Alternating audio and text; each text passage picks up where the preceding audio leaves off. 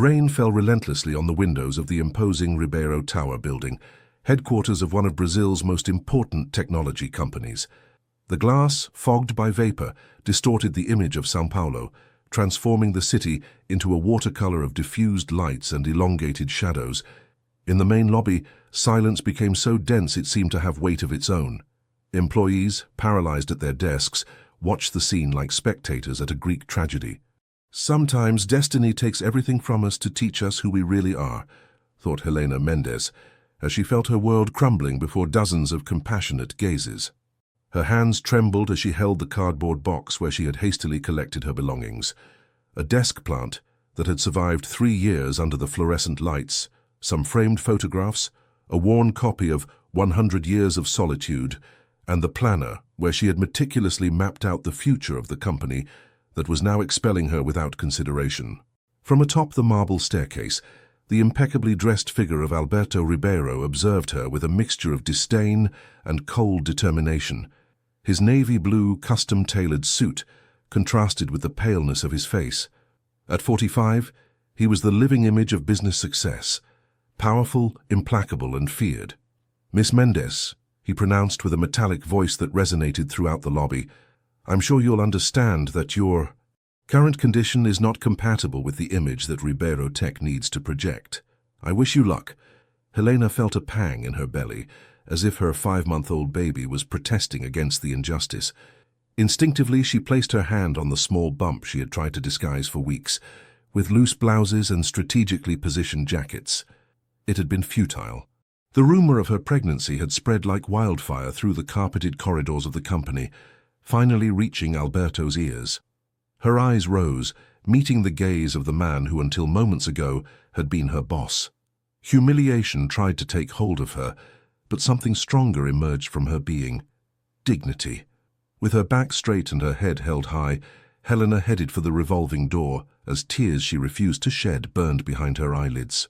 As she crossed the threshold, the rain struck her face, mingling with the tears she could no longer contain. São Paulo opened before her like an abyss of uncertainty, but also like a blank page. What no one in that building could imagine, not even Helena herself, was that this public humiliation would not be the end of her story, but just the beginning of a transformation that would change the destiny of everyone present. 6 months before that fateful day, Helena Mendes was nervously reviewing her notes while waiting in the antechamber of the main office. Her interview for the position of executive assistant to the CEO of Ribeiro Tech was scheduled for 9 o'clock sharp, and the wall clock showed 8:50. She had arrived 30 minutes early, time she had used to mentally review her resume and calm her nerves with breathing techniques. At 28, Helena had earned a master's degree in business administration, thanks to scholarships and part-time jobs. The daughter of an electrician and a seamstress from the Mooca neighborhood, she had grown up watching her parents work tirelessly to give her an education they never had. Her childhood had passed among second-hand books and dreams that seemed too big for the small family apartment. "Miss Mendes, Mr. Ribeiro will see you now," announced the receptionist, a woman of indefinable age with metal-framed glasses that seemed glued to her perpetually serious face. Helena stood up, smoothed her black pencil skirt, and adjusted her white blouse.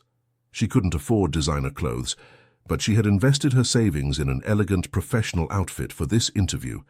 This job could change her life. Alberto Ribeiro's office occupied the entire corner of the top floor, with floor-to-ceiling windows, offering a panoramic view of São Paulo. The space was decorated with calculated minimalism, clean-lined furniture, carefully selected abstract artwork, and not a single personal item in sight. Alberto Ribeiro didn't stand up when she entered, nor did he offer her a seat. He continued reviewing documents for almost a full minute, making Helena stand uncomfortably. It was a tactic to establish hierarchy that she recognized immediately. "Sit down," he ordered finally, without looking up. The interview was brief and direct. Alberto's questions were precise, like scalpels, designed to expose any weakness or insecurity. Helena responded with a clarity and determination that, for the first time, truly caught the businessman's attention. "Your resume is interesting," Alberto commented, slightly arching an eyebrow. "Public university, scholarships, experience in medium-sized companies. It's not the usual profile at Ribeiro Tech. Precisely why I believe I can bring a different perspective, Mr. Ribeiro, Helena responded firmly. My journey has taught me to be resilient, to find creative solutions, and to value every opportunity. I'm not afraid of hard work, and I learn quickly. Something in this young woman's determination sparked Alberto's curiosity. He was accustomed to surrounding himself with people who came from the same social circle, educated at the same exclusive institutions, molded by the same privileged experiences. Helena Mendez was different, and that difference could be useful. You have a 1-week trial, he declared, returning his attention to the documents on his desk. My previous assistant will explain your duties. If you survive the next 7 days, we'll talk about a contract. That week turned into a month and the month into 3. Helena not only survived, but proved to be extraordinarily efficient. She anticipated Alberto's needs, solved problems before they arose, and contributed ideas that, though he would never admit it, were brilliant. Her analytical capacity and strategic vision for the business surprised even the cynical businessman. In a short time, Helena went from being a simple assistant to becoming Alberto Ribeiro's indispensable shadow. She attended high-level meetings, prepared crucial presentations, and earned the reluctant respect of the company executives. Her humble origin, initially seen as a disadvantage, transformed into her greatest strength. She understood the real market, ordinary consumers, people who didn't live in luxury penthouses or drive sports cars. What no one knew, not even Helena herself, was that her meteoric rise within Ribeiro Tech was about to intersect with an unexpected destiny, in the form of a man very different from the implacable Alberto Ribeiro. The Ribeiro family mansion stood imposingly in Morumbi, one of São Paulo's most exclusive neighborhoods. Its white walls and perfectly maintained gardens spoke of generations of wealth and power. Every first Sunday of the month, Alberto organized a family lunch, a tradition he maintained more for appearance than out of genuine affection for his family. At these events, Helena played an ambiguous role, neither guest nor employee. Alberto asked her to attend to take notes on business topics that might arise, but the reality was that he used her as a shield against the family intimacy that so discomforted him. It was during one of these lunches that Helena met João Ribeiro, Alberto's younger brother. If Alberto was fire, João was water. Where the elder was intimidating and dominant, the younger was warm and accessible. At 42, João directed the family's charitable foundation, channeling part of the Ribeiro fortune towards social causes. It was work that Alberto considered a waste of time, but tolerated for the positive image it brought to the company. "So you're the famous Helena?" João greeted her with a sincere smile the first time they met. "My brother can't stop talking about how efficient you are." Coming from him, that's practically a declaration of love. Helena couldn't help blushing. There was something in the way João looked at her that made her feel seen, truly seen, for the first time since she had entered the world of the Ribeiros. Over the following months, the Sunday lunches became a strange oasis for Helena. She observed the family dynamics with an analytical eye, Alberto dominating every conversation, his mother, an elegant and distant woman, nodding mechanically, and João trying to soften tensions with light comments and gentle questions. After the third lunch, João found her on the terrace where she had gone to get some air. "It's exhausting, isn't it?" he commented, leaning on the railing beside her. "Playing a role in the grand theatrical production that is the Ribeiro family." Helena smiled, surprised by his frankness. "I don't know what you're talking about, Mr. Ribeiro. Please, call me João, and we both know what I'm talking about. Alberto has made you part of his armor. You come here to work on a Sunday, but you're really here because he finds it easier to relate to his family when he has someone at his side who depends on him professionally." The precision of the analysis left her speechless. João had an almost magical ability to see through facades, to name what no one dared to mention. "Your work must be fascinating," he changed the subject gently. "I've heard you're developing a new marketing strategy for the sustainable product line." Helena perked up. The project was her pride, an initiative she had proposed and that Alberto had reluctantly approved. "It's an opportunity for Ribeiro Tech to not just talk about innovation but responsibility," she explained enthusiastically. "The market is changing.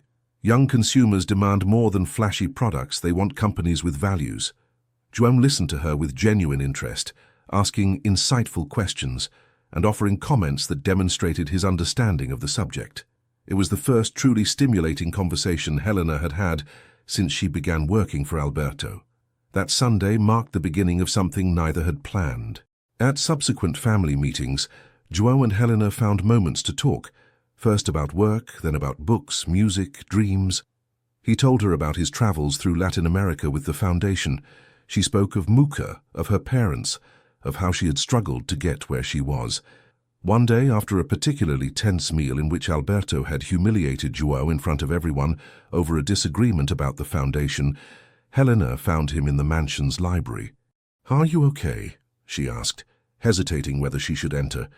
João looked up from the book he was pretending to read and smiled sadly.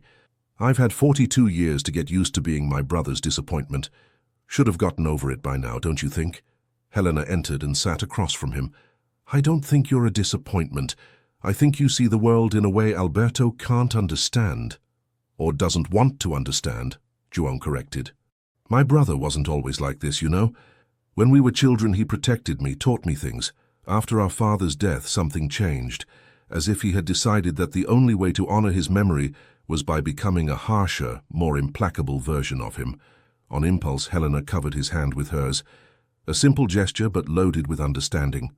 João looked at their joined hands and then at her, with an intensity that made Helena's heart race.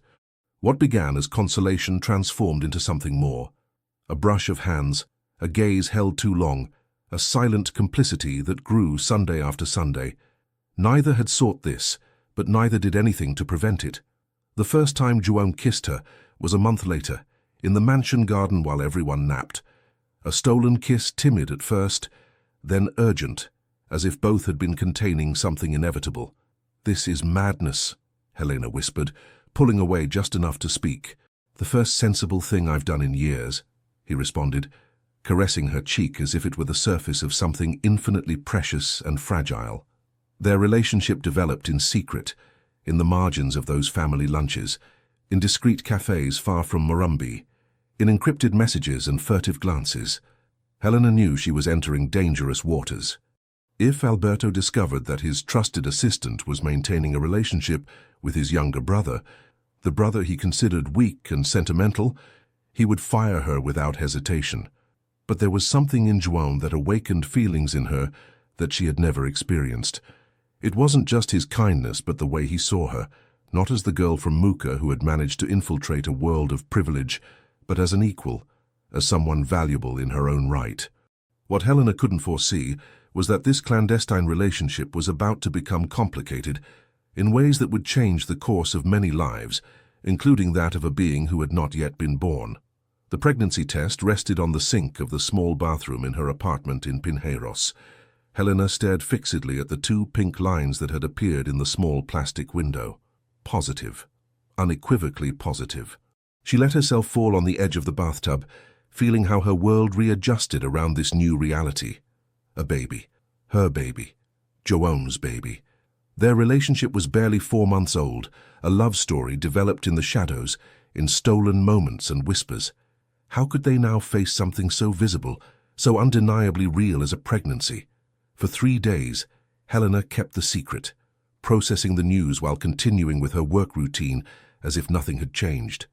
In the mornings, she attended meetings with Alberto, took notes, made calls, coordinated schedules. At night, alone in her apartment, she spoke in a low voice to the life growing inside her, trying to find clarity in the storm of her thoughts. Finally, she decided to tell João.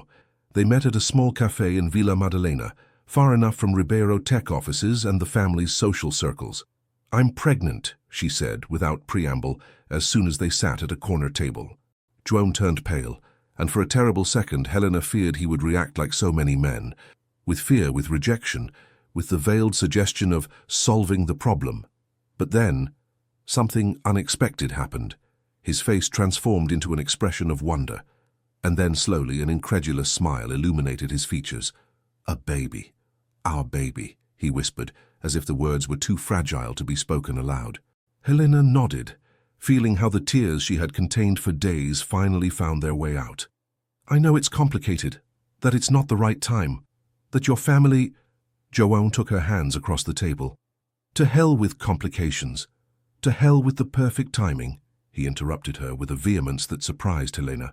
Helena, it's a miracle. His reaction comforted her momentarily, but reality remained a labyrinth with no apparent exit. And Alberto? If he finds out, Joan's smile faltered. Alberto, always Alberto, the shadow that projected over every aspect of their lives. We'll tell him, he affirmed, with a conviction that sounded more like hope than certainty. We'll explain that we love each other, that we're going to form a family. Helena wanted to believe in that scenario, but she knew Alberto Ribeiro too well. The man who rejected any sign of weakness, who considered emotions a hindrance to business, who saw his own brother as a disappointment for choosing compassion over ambition. How would he react to the news that his assistant, his right hand, was expecting a child with that same brother? João, you know it won't be that simple. It won't be simple, but it's the right thing, he insisted. I don't want any more secrets. I don't want our child to grow up in the shadows. Our child. The words resonated in Helena like a promise. For the first time since she had seen those two pink lines, she allowed joy to make its way through fear. A baby, a new life, a family. They agreed to wait a bit. Helena had just entered her second month, according to her calculations. They would have time to plan to decide when and how to break the news. Meanwhile, they would continue as before, meeting in secret, loving each other in the margins of their public lives. The weeks passed with a strange mixture of terror and happiness. Helena began to experience the first symptoms of pregnancy. Morning sickness she disguised in the office bathroom. Fatigue she combated with coffee, decaffeinated to protect the baby, and a new sensitivity to certain smells that made her avoid Alberto's intense cologne. Her body was beginning to change subtly. No one noticed yet, but she felt the transformation. The slight curve of her belly when she observed herself naked in front of the mirror, the new fullness of her breasts, the way her skin seemed more luminous. Sometimes, in the solitude of her apartment, she would place her hands on her abdomen and whisper lullabies she remembered from her childhood. Meanwhile, at the office, Helena worked with renewed intensity on her marketing project for Ribeiro Tech's sustainable line. It was her masterpiece, a strategy that could transform the company's image and position it at the forefront of responsible innovation. Alberto had agreed to present it at the next board meeting, a tacit recognition of her talent that Helena deeply valued. It was Paula Lima, the Human Resources Director and Alberto's right hand in less public matters, who first began to suspect. Her hawk eyes noted Helena's frequent trips to the bathroom, the occasional paleness of her face, the way she avoided the coffee she previously consumed compulsively. Paula had seen enough pregnancies in the company to recognize the signs. "Interesting project of yours, Helena," she commented one day, stopping her in the hallway after a meeting. "Very visionary. How's your personal life? Any news to celebrate?" The question, seemingly innocent, came loaded with insinuations. Helena maintained her composure, thanked her for her interest with a polite smile, and responded with vague comments about being focused on work. But the seed of suspicion was already planted. Paula began to observe her more closely, to record each sign, each absence, each private call. Her loyalty was to Alberto, not to the upstart who had risen too quickly for her taste. The situation reached a critical point when Helena, now in her 4th month of pregnancy, had to absent herself for her first ultrasound. She had scheduled the appointment during her lunch hour, trusting that no one would notice her slightly longer absence. João accompanied her, both nervous and excited to see their child for the first time. The image on the screen was blurry, barely recognizable as a human being to inexperienced eyes, but for Helena and João, it was the most beautiful vision in the world. A small heart beating, tiny limbs moving in the confined space of the womb. The reality of their baby, now indisputable, captured in a black and white printout that João carefully tucked into his wallet. Upon returning to the office, Helena found Alberto waiting in his office, his face shadowed by an expression she knew well, the one that preceded storms. "Where were you?" he asked without preamble. "We had a call with the Japanese investors 20 minutes ago." Helena felt the blood drain from her face. The call. She had completely forgotten, absorbed in the emotion of seeing her baby. "Alberto, I'm so sorry," she began, searching for an explanation she could offer. "I had a personal emergency that—" "Spare me the excuses," he interrupted. "I'm not interested in your personal matters. I'm interested in efficiency, professionalism, values I thought we shared." His words were like knives, precise and sharp. Helena nodded, accepting the reprimand, promising it wouldn't happen again. Internally, however, something had changed. For the first time since she had worked for Alberto, her priorities had begun to reorder themselves. The company, the project, Alberto's approval, all of it was still important, but it was no longer the only thing. What Helena didn't know was that, while she was lovingly contemplating the first image of her child, Paula Lima had been in Alberto's office, sowing doubts with carefully chosen words. "I think you should know that your assistant seems to have personal distractions lately. Mood swings, unexplained absences. These are patterns I've seen before, usually associated with certain temporary conditions." Destiny, that invisible puppeteer, was beginning to pull the strings that would lead Helena to that rainy day in the lobby, with a cardboard box in her hands and an uncertain future ahead. But also, though she couldn't know it yet, to a redemption that would change not only her life but that of everyone around her. The Liberdade neighborhood bustled with life, even under the persistent rain that had accompanied São Paulo for weeks. Its narrow streets, colorful buildings worn by time, small shops run by families from different parts of the world, everything contrasted dramatically with the antiseptic and luxurious spaces where Helena had worked during the last year. 2 weeks after her humiliating dismissal, Helena found herself sitting in the tiny kitchen of the apartment she had rented with her savings. It was a 4th-floor walk-up, with high ceilings and windows that let in light filtered by clouds. It wasn't much, but it was hers, a refuge to lick her wounds and plan for the future. On the yellowed Formica table rested her laptop, open to a page of job listings. The screen showed dozens of positions for which she was overqualified, and just as many for which she lacked the specific required experience. The cursor blinked in the search bar, like a question without an answer. The knock on the door interrupted her thoughts. Upon opening it, she found Carmen Suarez, a woman in her 60s who lived on the floor below. With her graying hair pulled back in a disheveled bun and her flowered apron, Carmen represented everything Helena had known in her childhood in Muca: warmth, frankness, and a solidarity born from sharing the same struggles. "I brought you some coccinha, girl," she announced without further preamble, showing a plate covered with aluminum foil. "You're eating for 2 now.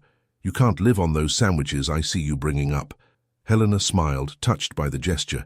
In the few days she had been in the building, Carmen had self-proclaimed as her protector, regularly appearing with homemade food and unsolicited advice. "Thank you, Carmen. You didn't have to bother." "No bother at all," the woman replied, entering without waiting for an invitation. "My Daniel also came into the world when I was alone. His father left us as soon as he learned I was pregnant. But look at him now, a doctor at Hospital das Clínicas. A child is a blessing, no matter the circumstances." Helena hadn't shared the details of her situation with Carmen or anyone in the neighborhood. She had simply said she was pregnant and had lost her job. The complete truth, that the father of her child was the brother of her former boss, one of São Paulo's most powerful businessmen, was too complicated, too melodramatic to be believed.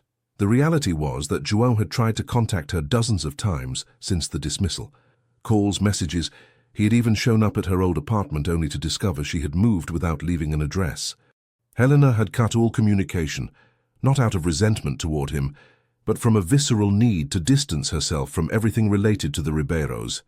What hurt the most was how João had reacted, or rather, not reacted, on the day of her dismissal.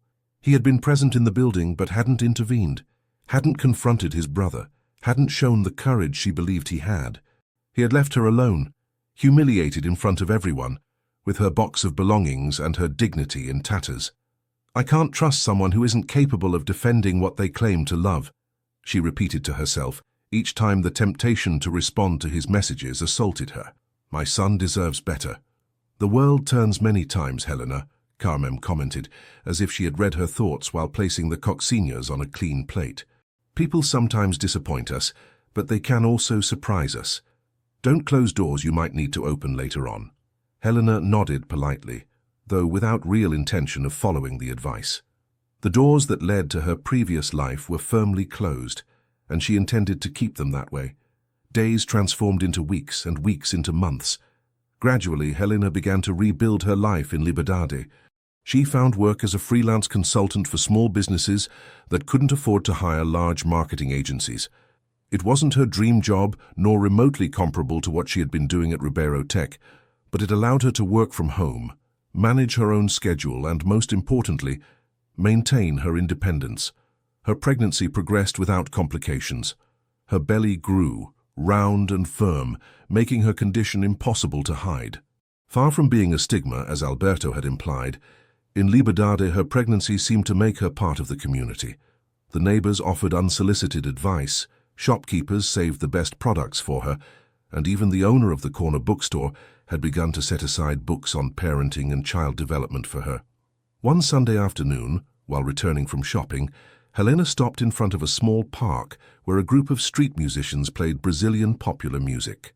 The sound of guitars, drums, and voices resonated in the square, attracting neighbors of all ages. Without thinking too much, she sat on a bench to listen. The music had something hypnotic, something that spoke directly to a part of her that had been dormant for months, the ability to feel joy, to let go, to belong. She closed her eyes, letting the notes envelop her. When she opened them, she met the gaze of a man sitting a few meters away. Miguel Vargas was a literature professor at a public school in the neighborhood. With his graying beard, his thick-framed glasses, and his eternal knit vest over wrinkled shirts, he seemed to have stepped out of a novel from another time. He observed her with a mixture of curiosity and something else, something Helena couldn't identify at that moment.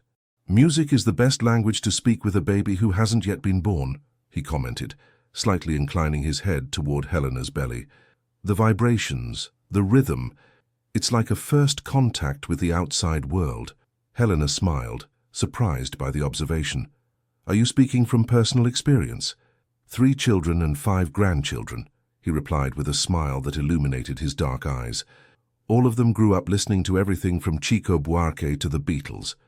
Good music has no era or genre. That casual conversation initiated an unexpected friendship. Miguel, a widower for 5 years, lived surrounded by books in a nearby apartment. He shared with Helena his passion for literature, lending her novels that everyone should read at least once, and listening with genuine interest to her opinions on marketing and business strategies, a world completely alien to his own. There was nothing romantic in their relationship. It was something more valuable, a connection based on mutual respect, the exchange of ideas, companionship without demands. Helena found in Miguel the father figure she had lost too early. He saw in her the brilliant mind his students rarely appreciated. "You should write about your experience," he suggested one day while they shared tea on the terrace of a neighborhood cafe. "What you lived through in that company, what you learned, what you could teach other women in similar situations." Helena considered the idea. She had never thought of herself as a writer, but she had stories to tell, perspectives to share. Perhaps Miguel was right. She began to write at night, when the neighborhood quieted and only the distant murmur of conversations on terraces and the occasional honk of a taxi could be heard. At first, they were disorganized reflections on her time at Ribeiro Tech, on the power dynamics she had observed, on the strategies she had developed to survive in a world dominated by men who saw her as an intruder. Gradually, these reflections took shape. Helena created an anonymous blog where she shared marketing tips for small businesses, strategies for women in hostile work environments, and reflections on reconciling motherhood and professional ambition. She didn't mention specific names or companies, but anyone familiar with the São Paulo corporate world could read between the lines. The blog began to gain followers. Women from all over Brazil and eventually from Latin America commented on how they identified with her experiences, how her advice had helped them navigate similar situations. Without intending to, Helena was creating a community. One afternoon, when her pregnancy was already in the 7th month, she received an email from a small but respected publisher specialized in leadership and entrepreneurship themes. They had discovered her blog and wanted to talk about the possibility of turning her content into a book. Helena read the email 3 times, incredulous. A book, her thoughts, her experiences, her knowledge, transformed into something tangible that could reach thousands of people. The idea was both exciting and terrifying in equal parts. That night, sitting on the small balcony of her apartment, contemplating the lights of Liberdade while caressing her belly, Helena felt something she hadn't experienced in a long time: hope. She wasn't just surviving, she was rebuilding herself, reinventing herself. "You and I are going to be fine," she whispered to her baby, feeling a kick in response. "More than fine. We're going to be extraordinary." What Helena couldn't imagine was that a few kilometers away in the mansion in Morumbi, a man was spending sleepless nights, consumed by guilt and regret, desperately searching for the woman he loved and the child he hadn't yet met. Alberto Ribeiro's private office, located on the upper floor of the family mansion, was a space that perfectly reflected its occupant, ordered to the point of obsession, cold in its elegance, and designed to impress rather than welcome. The walls were covered with framed diplomas, business awards, and photographs, where he appeared shaking hands with politicians and world leaders. Seated behind his jacaranda desk, Alberto was reviewing the latest financial reports for Ribeiro Tech. The numbers showed a worrying trend. After 3 consecutive quarters of exceptional growth, coinciding, though he was reluctant to acknowledge it, with the period when Helena had been in charge of several key initiatives, the company was beginning to stagnate. The launch of the sustainable line, which Helena had been developing before her dismissal, had been implemented by her successor, following only partially the original strategy. The results had been mediocre, far from the revolutionary impact she had promised. Alberto ran a hand through his perfectly cut hair, now slightly disheveled after hours of work. His phone vibrated with a notification. It was a message from Isabella, his wife, reminding him of the appointment with the fertility specialist, scheduled for the following week. Another reminder of his most painful personal failure. They had been trying to conceive a child, an heir to the Ribeiro Empire, for 5 years. They had consulted the best specialists, tried experimental treatments, followed strict regimens. Nothing had worked. For a man accustomed to having the world bend to his will, this inability to create life was a constant wound to his pride. The intercom bell interrupted his thoughts. It was João, requesting permission to enter his office. Alberto sighed. His brother's visits rarely brought good news. "Come in," he responded dryly. João entered with a determined step, very different from his usual measured attitude in front of his older brother. In the months that had passed since Helena's dismissal, a subtle but deep change had occurred in him. The guilt for his cowardice on that rainy day, for not having defended the woman he loved, had transformed him. He was no longer the conciliatory brother who avoided conflict at all costs. "I need to talk to you about the foundation," he announced without preamble. "The rural schools project in the Northeast is ready to be implemented, but we need to increase the budget by 20%. Alberto arched an eyebrow, surprised by the direct demand from his normally compliant brother. "You know perfectly well that the board has already approved the annual budget. We can't be modifying it every time you come up with a new way to throw away the company's money. We're not throwing money away. We're investing in the future," João replied, maintaining a controlled but firm tone. "These schools won't just improve education in disadvantaged areas, they'll also position Ribeiro Tech as a pioneer in corporate social responsibility. Something that, if my memory doesn't fail me, was a central part of the strategy that Helena Mendes was developing before you fired her." The mention of Helena made Alberto narrow his eyes. It was a tacitly forbidden topic between them since that day. João had never mentioned his relationship with her, and Alberto had never admitted to knowing the real motives behind his decision to fire her. "Helena Mendes committed unacceptable professional errors," he responded coldly. "Her personal condition began to interfere with her performance."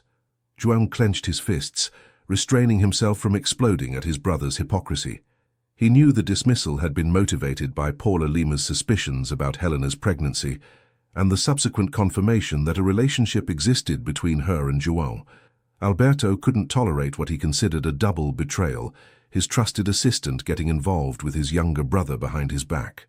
"Have you considered that perhaps your prejudices clouded your judgment?" João asked, approaching the desk. Helena was brilliant. Everyone knew it. The sustainable project was hers, and look how it's turned out without her. Alberto stood up, matching his brother's defiant posture.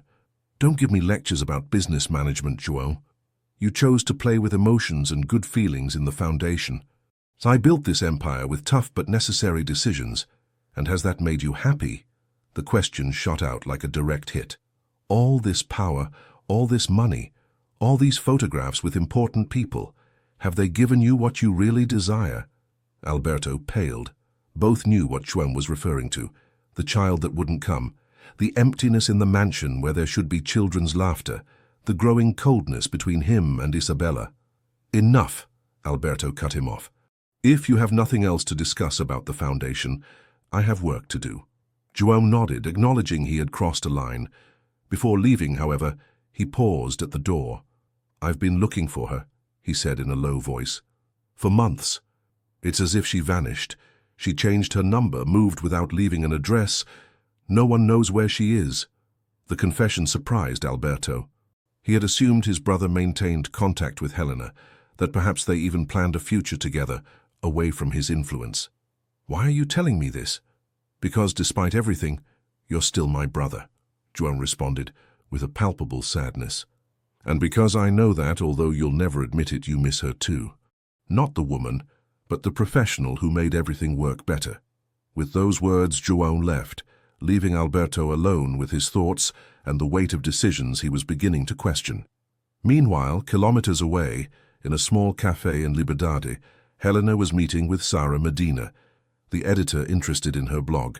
She was a woman in her 40s, with an elegant bohemian style and a contagious energy that contrasted with the seriousness of her profession. Your content is exactly what we were looking for, Sarah explained, showing sketches for the possible book cover. Authentic, practical, inspiring, without falling into cheap self-help. You speak from experience, not from theory. Helena observed the designs with a mixture of pride and nervousness. Seeing herself as an author was still a strange concept, almost unreal. I'm concerned about anonymity, she confessed. I don't want legal problems with certain people. Sarah nodded understandingly. We can work under a pseudonym if you prefer, though honestly your personal story would add a layer of credibility and power to the message. It's not just about me. Helena caressed her advanced belly. I have to think about him too. As if responding to the conversation, the baby gave a kick that made Helena smile. Her son, a boy according to the latest ultrasound, was already a constant presence in every decision, in every plan for the future. Have you chosen a name? Sarah asked, noting the gesture. Lucas, Helena responded with a smile. Lucas Mendes.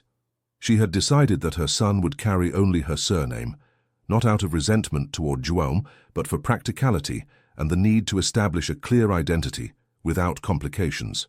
The surname Ribeiro would bring too many questions, too many unwanted associations. While they discussed details of the publishing contract, Helena couldn't help but reflect on how her life had taken a completely unexpected turn. Just 6 months ago, she was developing strategies for a multinational, living in the shadow of the Ribeiros, trapped in a secret relationship with a man who hadn't had the courage to defend her. Now she was about to become an author, had created a small but thriving consultancy from her home, and in a few weeks would be a mother. Life had taken away what she thought she needed, only to show her what she truly deserved. What Helena couldn't know was that the separate orbits in which she and the Ribeiro brothers moved were about to collide again in a way that none of them could foresee. In the Morumbi mansion, after the tense conversation with João, Alberto found himself reviewing old project reports. Among them, he found the original draft of the sustainability strategy that Helena had developed. He read it carefully for the first time, without the rush and prejudices that had marked his previous judgment. It was brilliant, innovative, exactly what the company needed at this moment of stagnation. With a sigh of resignation, Alberto picked up the phone and called Paula Lima. I need you to find Helena Mendes, he ordered, without preamble. Discreetly, it's a professional matter. What none of the three, Helena, João, or Alberto, could imagine was that their destinies were intertwined in more complex ways than they believed, and that the imminent birth of a child would be the catalyst for changes that none of them had anticipated. The delivery room at Hospital Albert Einstein was illuminated by the soft light of the São Paulo morning. Helena breathed deeply, following the rhythm she had practiced for months in prenatal classes. Sweat pearled her forehead as the contractions, increasingly intense, marked the imminent birth of her son. At her side, holding her hand firmly, was Carmem, the neighbor who had become a second mother to her. Miguel had insisted on waiting in the adjoining room, too nervous to be of real help, but determined to be present at this crucial moment. Labor had begun the night before, while Helena was putting the final touches on the manuscript of her book. A sharp pain, different from the usual discomforts of advanced pregnancy, had surprised her while she was typing the conclusion. With methodical calm, she had saved the file, closed her laptop, and called Carmem. Now 12 hours later, the moment was approaching. The midwife, a middle-aged woman with expert hands and a serene voice, guided her through the process. "You're doing very well, Helena," she encouraged her. "With the next contraction, I need you to push with all your strength." Helena nodded, focusing on her breathing, on the miracle that was about to happen. At that moment, as she prepared for the final effort, a fleeting memory of João crossed her mind. His smile, his kindness, the way his eyes had lit up when she told him about the pregnancy. A pang of sadness mixed with determination. He should be here, holding her hand, being part of this transcendental moment. But the decisions were made, the paths traced. "Now, Helena, push!" The midwife's voice brought her back to the present. With a scream that seemed to contain all the strength and pain accumulated over months, Helena pushed. And then, as a cosmic response to her effort, the sharp and powerful cry of a newborn filled the room. "It's a beautiful, healthy boy," announced the midwife, placing the baby on Helena's chest. "Congratulations, Mum." Time seemed to stop. Helena contemplated the small life resting on her. Pink skin, tiny fists closed tightly, a tuft of dark hair that unmistakably recalled his father. Tears flowed uncontrollably, but this time they were tears of pure joy, of unconditional love, of wonder at the miracle she had just witnessed. "Hello, Lucas," she whispered, caressing the baby's cheek with a finger. "Welcome to the world." Carmem, also with tears in her eyes, kissed Helena's forehead. "He's beautiful, daughter, beautiful and strong, like his mother." The following hours passed in a haze of intense emotions. Medical examinations confirmed the baby's perfect health, first feedings, brief visits from Miguel and some neighbors who had become a fundamental part of Helena's life. When they finally left her alone with her son in the hospital room, Helena experienced a mental clarity she hadn't felt in months. Gently rocking Lucas, who was sleeping peacefully after feeding, she knew with certainty that every decision, every sacrifice, every moment of pain had been worth it for this result. Her son wouldn't grow up in the shadows of the Ribeiro Empire, wouldn't be a shameful secret or a pawn in power games. He would be loved, valued for himself, raised to be a different man from those who had marked her past. "I promise you'll always know how much you're worth," she whispered to the sleeping baby. "You'll never have to doubt your place in the world." Meanwhile, kilometers away, in the elegant office of Ribeiro Tech, Alberto was receiving the report from the private investigation agency he had hired to locate Helena. The detective had followed the trail of her anonymous blog, cross-referencing data and eliminating possibilities until finding her new digital identity. From there, finding her physical address in Liberdade had been a matter of time. What the report didn't mention, because the detective didn't know, was that at that precise moment Helena had just given birth. Alberto reviewed the information with professional attention, satisfied with having located the person who could save the company's sustainability strategy. His motives were purely pragmatic, he told himself. They had nothing to do with the guilt that occasionally assaulted him when he remembered that scene in the lobby, the dignity on Helena's face as she held that cardboard box. The phone rang, interrupting his thoughts. It was Isabella, his wife. "Dr. Garcia just called." Her voice sounded flat, devoid of the hope she had maintained for years. "The latest tests aren't promising. He says we should consider other options." Alberto closed his eyes. Other options. A euphemism for accepting that he would never have a biological child, that the Ribeiro line wouldn't continue through him. "We'll talk tonight," he responded dryly. As he hung up, his gaze rested again on Helena's address in the report. For a moment, a disturbing thought crossed his mind. Helena's child, his brother's child, was technically a Ribeiro, a blood heir, though he wouldn't carry the surname. Destiny had a twisted sense of humor. João, unaware of his brother's discoveries and the birth of his son, was at that moment in a small village in the northeastern backlands, supervising the construction of one of the Foundation's rural schools. The last few months had been an exercise in immersion in work to escape the pain of not having found Helena, of knowing nothing about his child. His phone vibrated with a message. It was from Luis, a friend who worked at Hospital Albert Einstein. João had contacted all his acquaintances in the healthcare field, asking them to be alert for any admission of Helena Mendes, especially for pregnancy-related matters. The message was brief, but enough for João's world to stop. HM gave birth this morning, mother and son in perfect condition. His son had been born. Somewhere in São Paulo, the boy he had fathered was breathing, crying, living his first hours in this world. And he wasn't there to see him, to hold him, to promise to always protect him. With trembling hands, João replied, "Hospital? Room?" The response came almost immediately. "Sorry, confidentiality. I can only tell you they're both fine." João understood and respected his friend's position, but frustration and helplessness consumed him. So close and yet so far at the same time. In an impulse, he abandoned the meeting with the builders and headed for his car. As the day advanced toward its end, three souls separated by circumstances and past decisions experienced radically different emotions in the face of the same event. Helena, exhausted but fulfilled, holding the son she had fought so hard for. Alberto, coldly contemplating the strategic implications of a child he would never acknowledge, but who carried his blood. And João, frantically driving on secondary roads, propelled by the desperate need to meet his son, to correct his mistakes, to recover the future he had let slip away through cowardice. He would drive to São Paulo immediately. He didn't know how he would find Helena and his son, but he had to try. The birth of Lucas Mendes wasn't just the beginning of a life, but the catalyst that would set in motion gears that would forever change the lives of all involved. The afternoon sun of São Paulo filtered through the Venetian blinds of the small office that Helena had set up in her apartment in Liberdade. The space, though modest, perfectly reflected her personal and professional evolution over the last 15 years.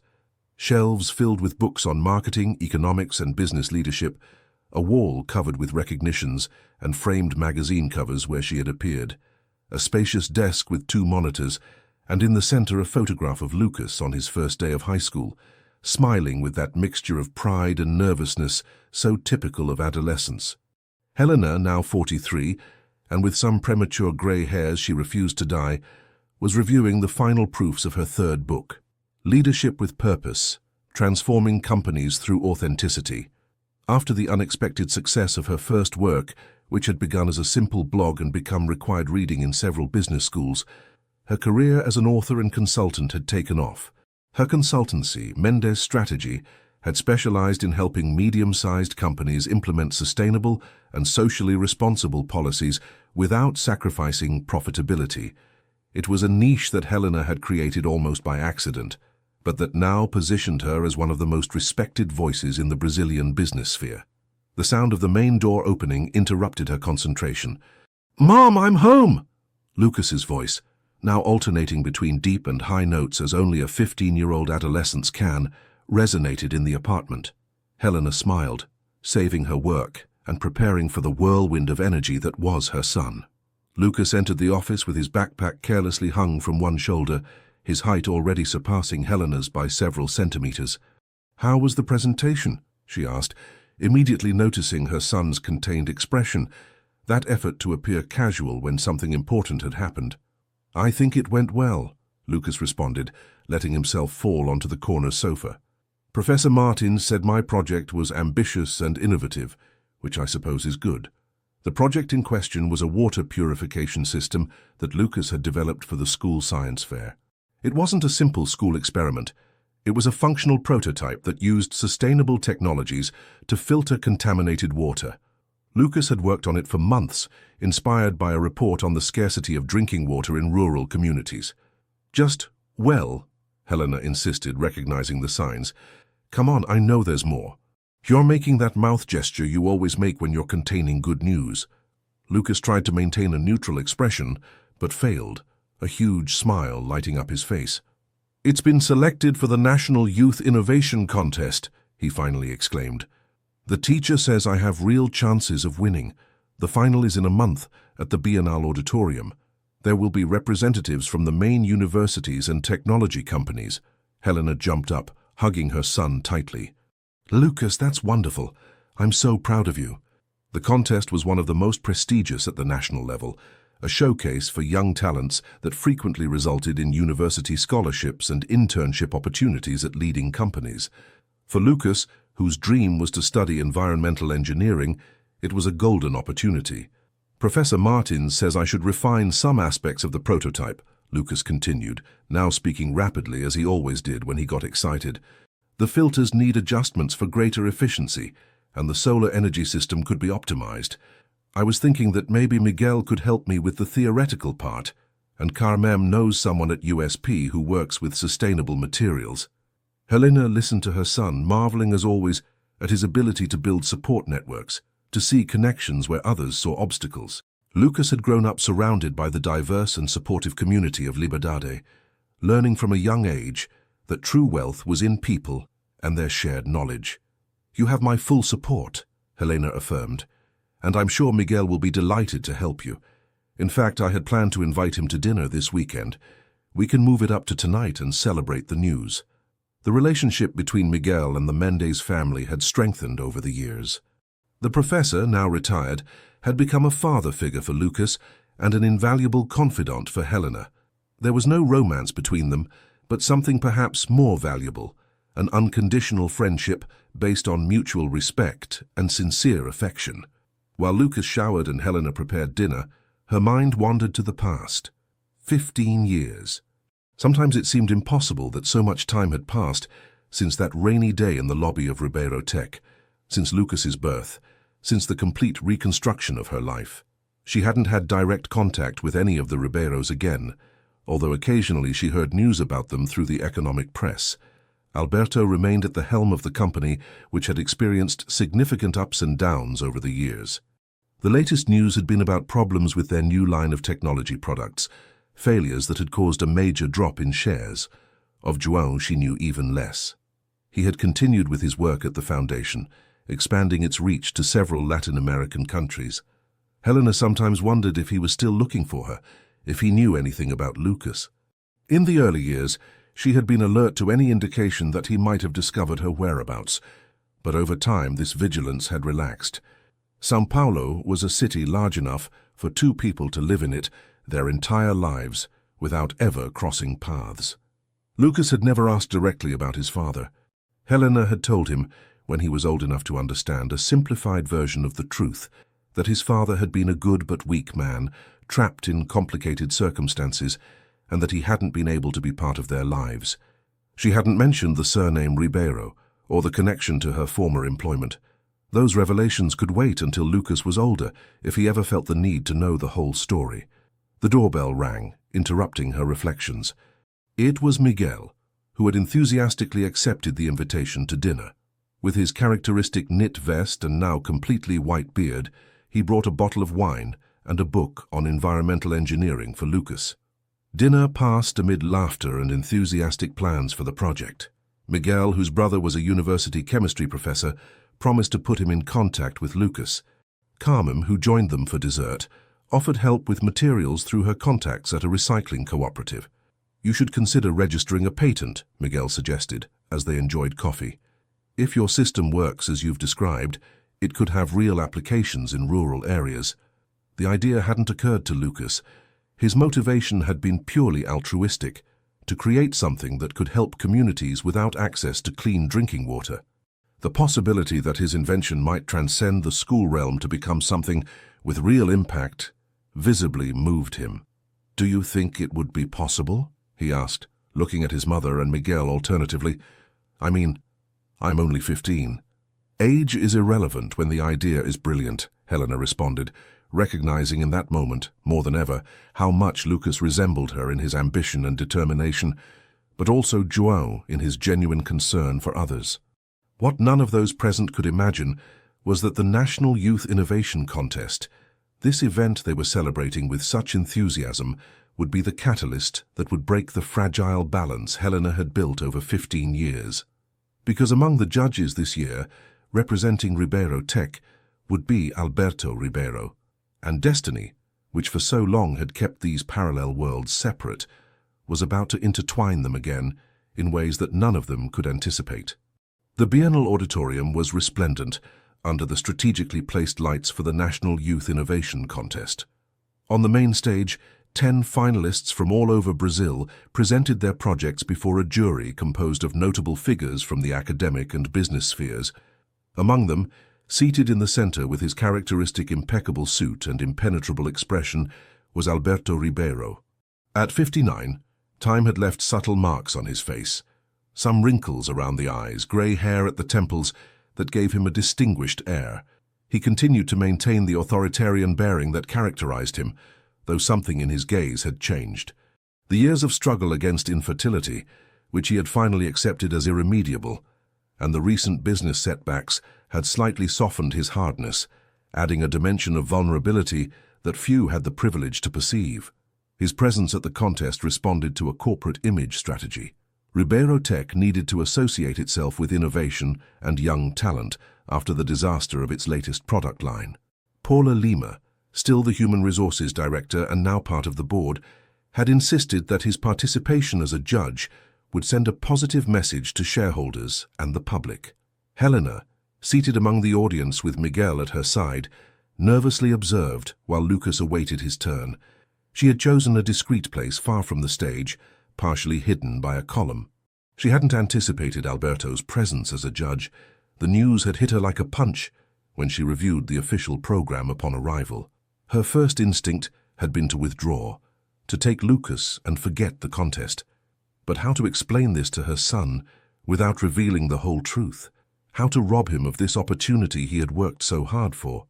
"It will be fine," Miguel whispered, noticing her tension. "Alberto has no way of knowing who Lucas is. It's been 15 years, Helena. He probably wouldn't even recognize you." Helena nodded, though without conviction. Alberto Ribeiro was not a man who easily forgot, and Lucas was the spitting image of his father at his age. The same expressive eyes, the same shape of the jaw, even certain gestures when speaking that seemed genetically transmitted. Would Alberto notice? Would he make the connection? The presenter announced the next participant, Lucas Mendes from Colegio Bandeirantes, with his project Aqua Vita, Sustainable Purification System for Rural Communities. Lucas took the stage with a determined step, visibly nervous but controlling his anxiety. He was dressed simply but elegantly, dark pants, white shirt and a casual blazer that Helena had bought especially for the occasion. He wore his hair black and slightly wavy like Joan's, combed back in an attempt to look older. Helena held her breath as Lucas began his presentation. He had practiced for weeks, perfecting each technical explanation, anticipating possible questions. His voice, initially trembling, gained confidence as he immersed himself in the description of his project. "Access to clean water shouldn't be a privilege, but a fundamental human right," he declared with conviction. "My system uses recycled materials and solar energy to filter contaminants, transforming non-potable water into water safe for human consumption at minimal cost." As Lucas explained the technical details of his invention, Helena noticed how Alberto, initially distracted reviewing notes, raised his gaze with growing interest. His eyes narrowed, studying the young man with an attention that sent a chill through Helena. The presentation continued, with Lucas showing a video of field tests conducted in collaboration with a local NGO, where his system had been implemented in an underprivileged community on the outskirts of São Paulo. The images of children drinking water filtered by his invention drew spontaneous applause from the audience. The true value of innovation isn't in its complexity, but in its ability to improve real lives, Lucas concluded. "My goal is for Aqua Vita to reach those who need it most, not as charity, but as a tool of empowerment." A reverent silence followed his words, broken seconds later by a deafening applause. Helena couldn't contain tears of pride. Her son, her wonderful son, had captured the essence of what she had always tried to teach him, that success without purpose was empty, that true innovation should serve a greater good. The time came for the jury's questions. Several technical experts interrogated Lucas on specific aspects of the system: energy efficiency, filter durability, project scalability. The young man responded with a mixture of technical knowledge and humility, admitting the current limitations but explaining the planned improvements. Finally, it was Alberto Ribeiro's turn. Helena tensed visibly, clutching Miguel's arm. "Mr. Mendes," Alberto began, his voice exactly as Helena remembered it. Deep, authoritarian, slightly condescending. "Your project is undoubtedly impressive for someone your age. However, I wonder, have you considered the commercial viability?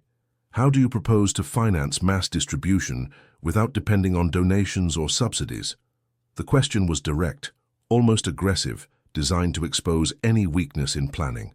It was typical of Alberto, always focused on profitability above all else. Lucas wasn't intimidated. He breathed deeply, as Helena had taught him to do when facing stressful situations, and responded, "Mr. Ribeiro, I've designed a hybrid business model. For low-income communities, I propose a microcredit system managed by local cooperatives.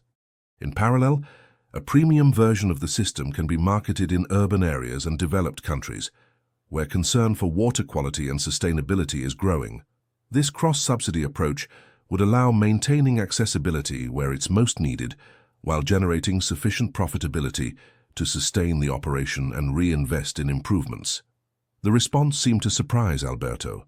His eyebrows rose slightly, and for a moment, something like a smile appeared on his lips. "Interesting approach," he conceded, "reminiscent of strategies we've seen work in other sectors. Who advised you on this business model?" "My mother," Lucas responded with pride. "She's a strategic consultant, specialized in business sustainability." Alberto nodded, making a note in his notebook. Helena's stomach contracted. The mention, though indirect, established a dangerous connection. Would Alberto remember that she had been developing sustainability strategies just before her dismissal? The presentation concluded with more applause. Lucas left the stage with the confidence of someone who had given their best, regardless of the outcome. In the hallway on his way to meet with his mother, he was intercepted by several university representatives who handed him cards and brochures for engineering programs. Helena hugged him tightly when he finally reached her side. "You were brilliant," she told him, her voice broken with emotion. "Absolutely brilliant." "Do you think I have a chance?" Lucas asked, suddenly insecure. "That man, Ribeiro, he seemed very tough." "Don't worry about him," Helena responded, casting a cautious glance toward the stage where Alberto continued evaluating another contestant. "What matters is that you demonstrated your worth. Whatever happens with the prize, your project has real merit." The award ceremony was scheduled for after a brief intermission. Helena and Lucas headed to the auditorium cafeteria, where Miguel awaited them with drinks. The conversation revolved around the technical aspects of the presentation, carefully avoiding any mention of Alberto Ribeiro. What Helena couldn't know was that, at that precise moment, Alberto was making a phone call from an isolated corner of the auditorium. "I need all available information on Lucas Mendes from Colegio Bandeirantes," he ordered his assistant. "Academic record, family situation, everything, and look for any connection with a sustainability consultancy led by a woman surnamed Mendes." Something in that young man had activated Alberto's instincts, his brilliance certainly, but also something more elusive, gestures, expressions, a way of articulating ideas that was unsettlingly familiar. And that surname Mendes, associated with business sustainability, too many coincidences to ignore. When the time finally came to announce the winners, the auditorium vibrated with expectation. The third place went to a young woman from Recife, with an artificial intelligence project applied to preventive medicine. Second place to a team from Porto Alegre that had developed a system of urban vertical agriculture. The presenter made a dramatic pause before announcing the first prize. "And the winner of this year's National Youth Innovation Contest is Lucas Mendes with Aquavita." The audience erupted in applause. Lucas, momentarily paralyzed by surprise, needed a small push from Helena to stand up and head to the stage. His expression oscillated between disbelief and euphoria as he climbed the steps to receive the crystal trophy and the certificate that represented not just recognition, but also a generous scholarship for university studies. Alberto Ribeiro was the one who handed him the award, shaking his hand firmly while cameras captured the moment. His eyes, cold and calculating, studied the young winner's face carefully. "Congratulations, Lucas," he said, maintaining the handshake longer than necessary. "Your project has potential that transcends this contest. I would like you to consider developing it under the sponsorship of the Ribeiro Foundation. We could provide you with resources, mentors, contacts." "That's very generous, Mr. Ribeiro," Lucas responded, slightly uncomfortable with the intensity of the businessman's gaze. "I would have to consult with my mother." "Of course," Alberto conceded with a smile that didn't reach his eyes. "I hope to meet her soon." From her position in the audience, Helena felt the ground opening beneath her feet. What she had feared was happening. Alberto Ribeiro was trying to enter her son's life. Worse still, he seemed to have suspicions, though perhaps not yet certainties, about who Lucas really was. When the young man returned to her side, radiant with his trophy and the congratulations that surrounded him, Helena made a decision. It was time to tell her son the whole truth before someone else did. That same night, in the safety of their home, Lucas Mendez would finally discover the secret that had marked his existence from before his birth. Destiny, patient for 15 years, had decided it was time for all truths to come to light. The apartment in Liberdade, normally a space of warmth and laughter, was wrapped in a tense silence. Helena and Lucas were seated on the small living room sofa, the contest trophy resting on the coffee table, as a mute witness to a conversation that would change their lives forever. "Why did that man, Ribeiro, look at you that way?" Lucas finally asked, breaking the silence. "When I went to collect the prize and mentioned I should consult with you, his expression changed, as if he had confirmed something he suspected." Helena breathed deeply. She had rehearsed this conversation in her mind for years, preparing for the inevitable moment when Lucas would ask about his origins, about his father's identity. But now that the moment had arrived, all the carefully planned words seemed inadequate. "There are things about our past that I've never told you, Lucas," she began, her voice firmer than she expected. "Not because I wanted to hide them from you forever, but because I wanted to protect you until you were old enough to understand them. I think that moment has come." Lucas nodded, suddenly serious. At 15, he had developed an emotional maturity that sometimes surprised even Helena. "It's about my father, isn't it?" he asked in a low voice. "I always knew there was more to that story than what you told me." Helena smiled sadly.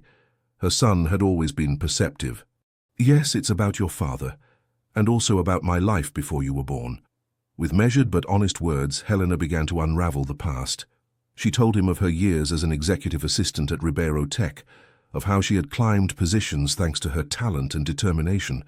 She told him about Alberto Ribeiro, the implacable CEO who had taken her under his professional wing, only to humiliate her publicly when her pregnancy became evident. And finally, she told him about João. "Your father is João Ribeiro, Alberto's younger brother," she revealed, watching as Lucas's eyes widened with surprise. "A good man, with values different from his brother's. He directed the family's charitable foundation, dedicated to social and educational projects." Lucas processed the information in silence, the pieces gradually fitting in his mind. "So, I'm a Ribeiro," he concluded, testing the sound of this newly discovered identity. "Why did I never know? Why don't I carry that surname?" Helena sighed, preparing for the most difficult part of the story. "When Alberto fired me, your father didn't defend me," she explained, her voice broken by contained emotion. "He was present in the building, but he said nothing, didn't intervene.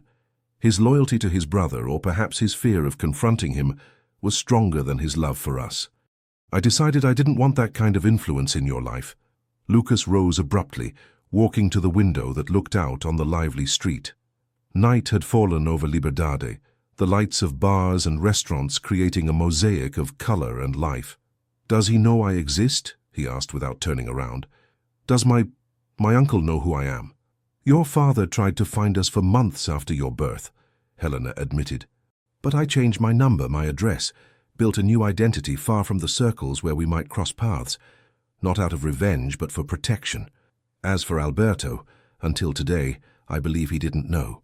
But your resemblance to João is striking, and now that he's seen your talent, your intelligence, I'm afraid he'll make the connection if he hasn't already." Lucas turned to face his mother, his eyes reflecting a mixture of confusion, pain, and something more: curiosity. "Why are you telling me this now?" "Because you deserve to know who you are," Helena responded simply, "and because Alberto has offered to develop your project under the Ribeiro Foundation's sponsorship. Before you decide if you want to accept that offer, you needed to know the whole story." Lucas returned to the sofa, sitting next to his mother. They remained in silence for several minutes, each immersed in their own thoughts. "Do you think my father—" "That João still directs the foundation?" Lucas finally asked. Helena nodded. "According to the latest news I had, yes. He's expanded his projects to Latin America, especially schools in rural areas." An ironic smile drew itself on Lucas's face. "Rural schools, like the communities my water purification system is directed to," he murmured, more to himself than to Helena. "How strange genetics is, isn't it? I never knew him, but somehow I followed in his footsteps." The observation touched Helena. Despite all her efforts to raise Lucas away from the Ribeiro's influence, something in the blood, in the shared DNA, had guided her son toward concerns similar to his father's. It was a connection that transcended physical absence, a deeper heritage than surnames or fortunes. "What should I do, Mum?" Lucas asked, suddenly vulnerable, more child than adolescent. "Accept the Foundation's offer? Meet my father? Confront Alberto knowing what he did to you?" Helena took her son's hands in hers, aware that her response would mark the course for both of them. "I can't decide for you, Lucas," she said honestly. "The only thing I ask is that you don't act out of resentment or impulsive curiosity. Think about what you really want for your future, for your project. And remember that, whatever your decision, I'll be by your side." Lucas hugged his mother tightly, as he hadn't done since entering adolescence when hugs had become uncool. In that embrace was gratitude, recognition for the sacrifices she had made, but also a new determination. "I need time to process it all," he murmured against her shoulder. "But there's something I already know. I want my invention to reach those who really need it. If the Ribeiro Foundation can help make that happen, maybe I should set aside the past and focus on the future." Helena nodded, recognizing in those words the same pragmatic determination she herself had cultivated.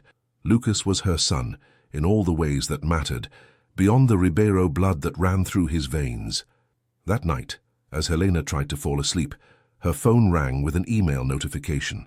It was from an address she didn't recognize, but the subject made her sit up with a jolt.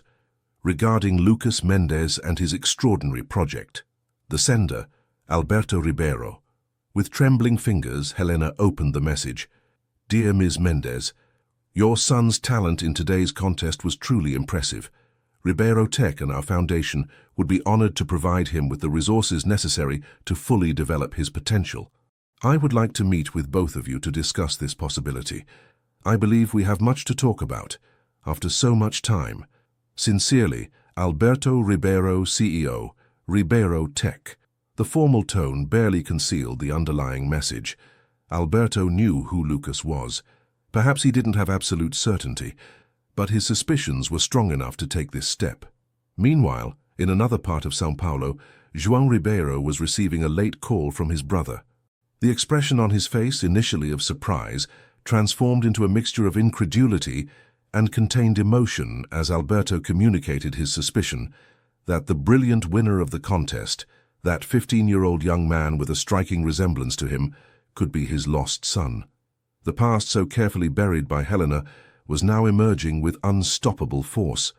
Lives separated for 15 years were about to collide, with consequences impossible to foresee for all involved. The cafe chosen by Helena for the meeting was located in a neutral neighborhood, neither too close to Liberdade nor in the exclusive areas frequented by the Ribeiros. It was a modern place, but without pretensions, with large windows that allowed monitoring both the interior and the street. A strategic choice like all those Helena had made in recent weeks. She arrived 15 minutes before the agreed time, selecting a table with good visibility, but partially protected by a decorative column. She had come alone, insisting that Lucas remain on the sidelines until she assessed Alberto's true intentions.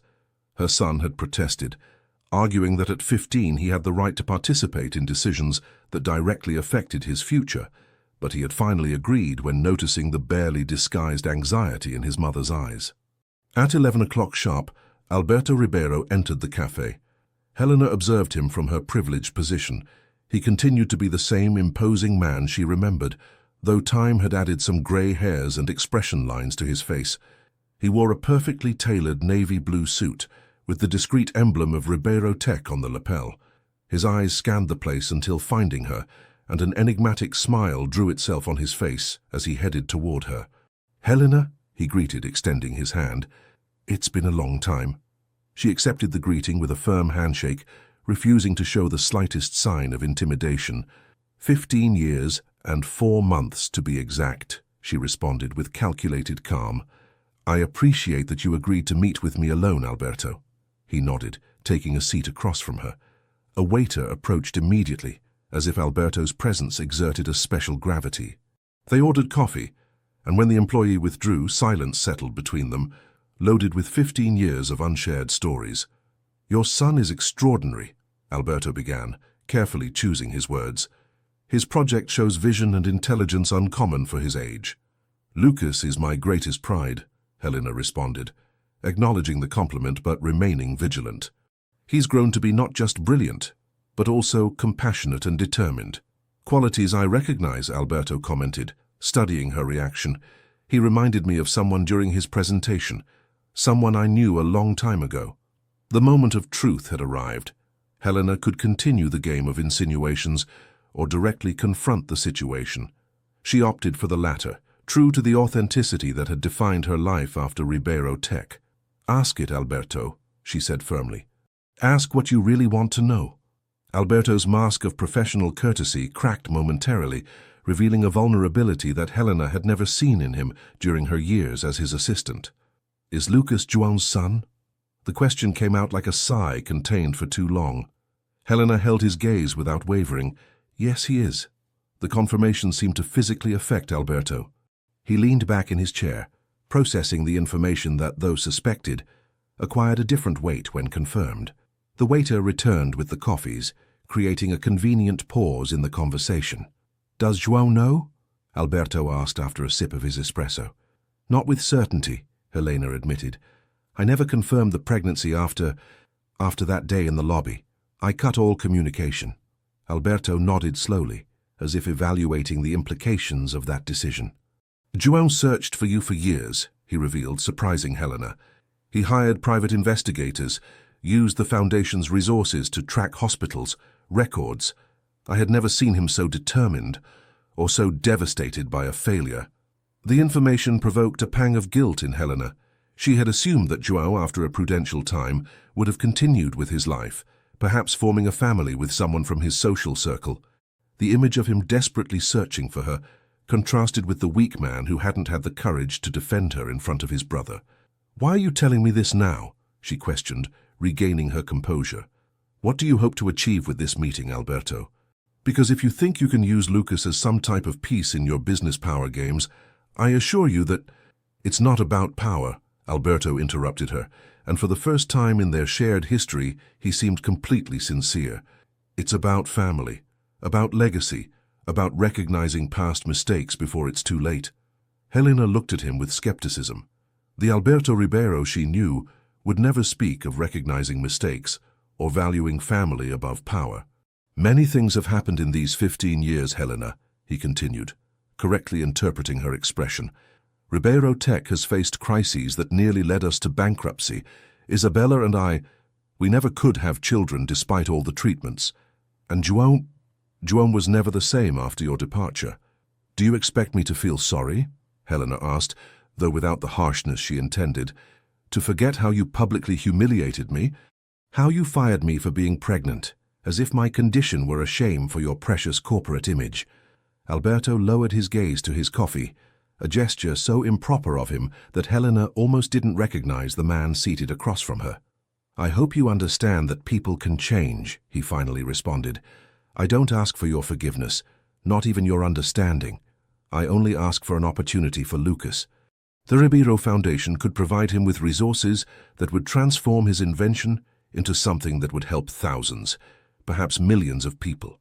"Lucas already has opportunities," Helena replied. He's received scholarship offers from 3 universities after the contest. I know, Alberto nodded, and I also know that none of them can offer him the global infrastructure that the Ribeiro Foundation possesses. Stations in Africa, Latin America, Southeast Asia, precisely in the regions where his purification system would have the greatest impact.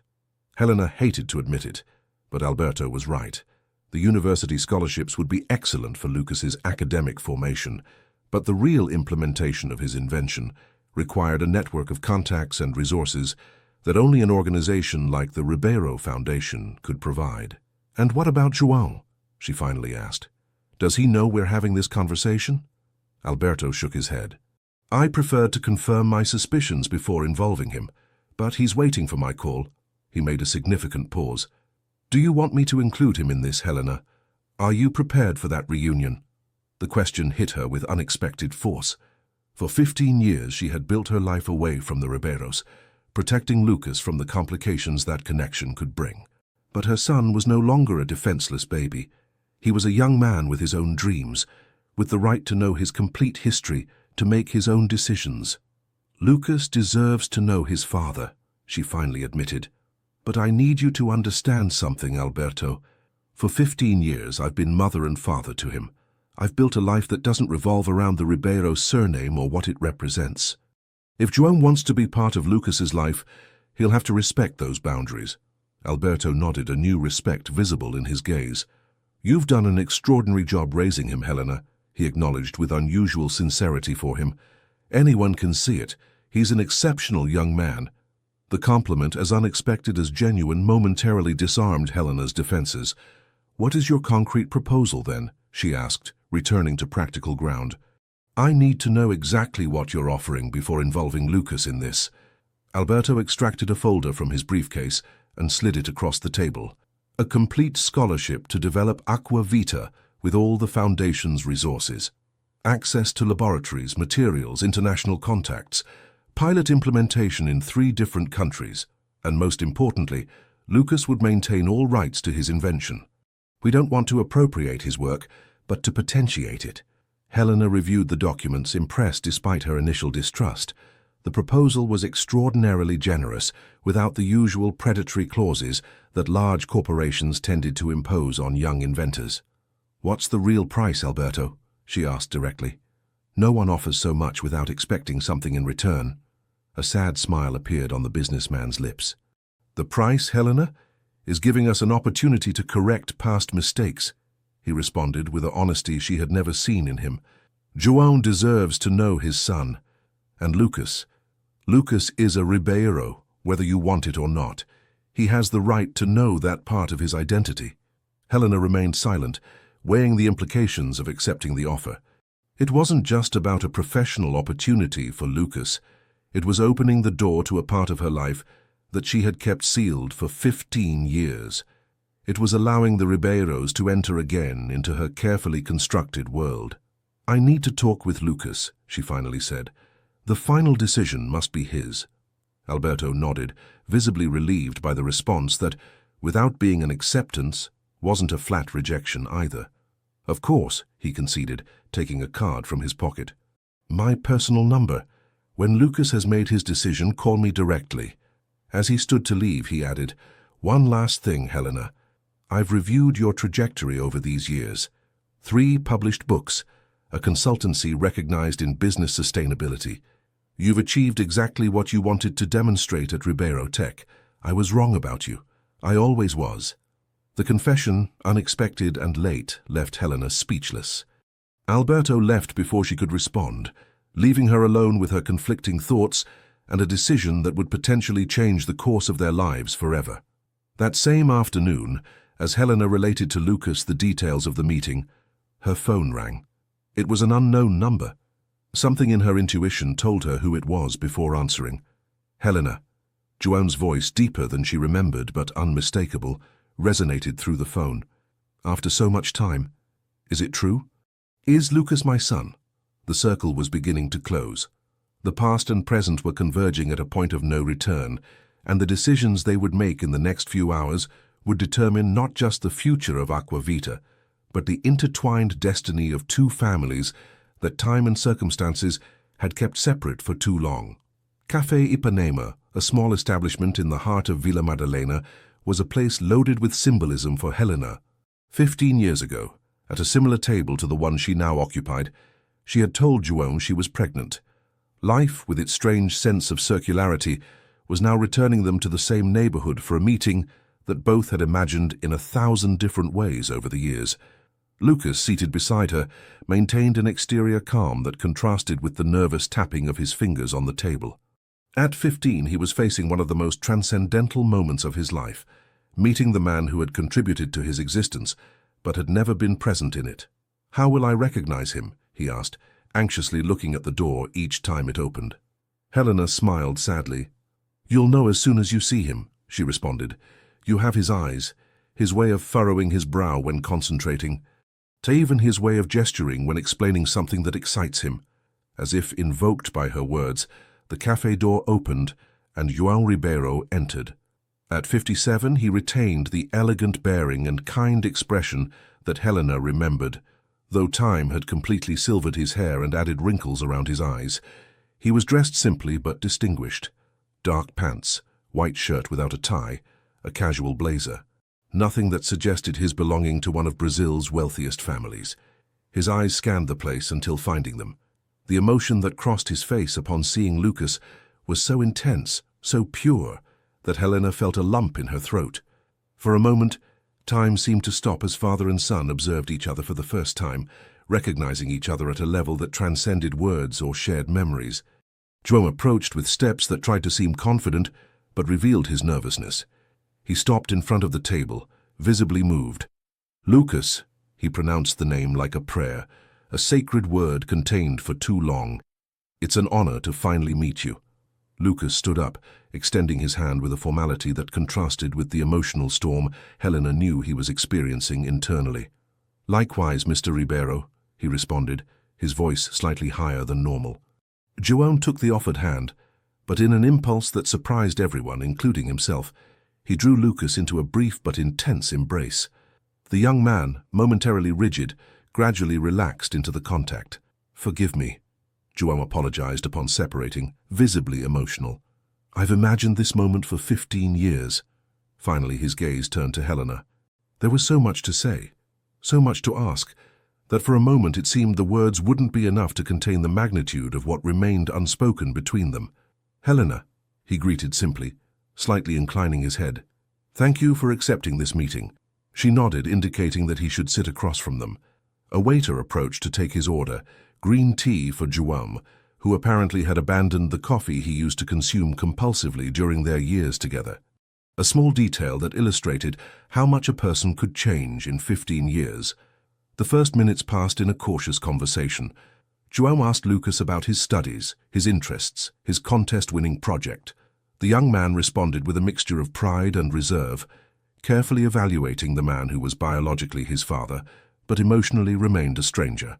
"Your purification system is brilliant," João commented with genuine admiration. "When Alberto told me about it, I immediately knew it would fit perfectly with several foundation projects in rural areas of the Northeast and Amazon. That's what he told me in his proposal," Lucas responded, visibly animating when talking about his invention. "Is it true you have permanent stations in those regions?" João nodded, and soon both were immersed in a technical conversation about implementation, logistics, and adaptation of the system to different climatic and social conditions. Helena observed them, marveling at the immediate connection established between them when they talked about humanitarian projects. It was as if an invisible bridge was extending over the abyss of lost years, connecting them through shared concerns and interests. "You have his passion for helping others," Helena commented, interrupting a particularly enthusiastic exchange about adaptable filters. "That doesn't come from me. I was always more pragmatic, more focused on results than causes." "You underestimate yourself," João responded with a gentle smile. "Your pragmatism was always in service of a greater purpose, Helena. That's why we connected from the beginning." The observation, so accurate, created a moment of unexpected intimacy. For a few seconds, they weren't two strangers reunited after 15 years, but the same people who had shared confidences in the gardens of Morumbi, who had loved each other in secret, who had imagined a future together. Lucas, perceiving the change in atmosphere, looked at them alternatively with curiosity. "There's something I need to know," he finally said, his voice more serious. "Why didn't you look for me after I was born? Mom has explained her version, but I want to hear yours." The question, direct and without embellishments, made João visibly pale. It was the central question, the one he had feared and expected in equal parts. "I did look for you, Lucas," he responded with a broken voice. "For years. I hired investigators, used all resources at my disposal. But your mother had been very careful in covering her tracks." He paused, confronting Helena's gaze before continuing. "However, that's not the answer to your question, is it? What you really want to know is why I didn't intervene that day. Why I allowed Alberto to humiliate your mother.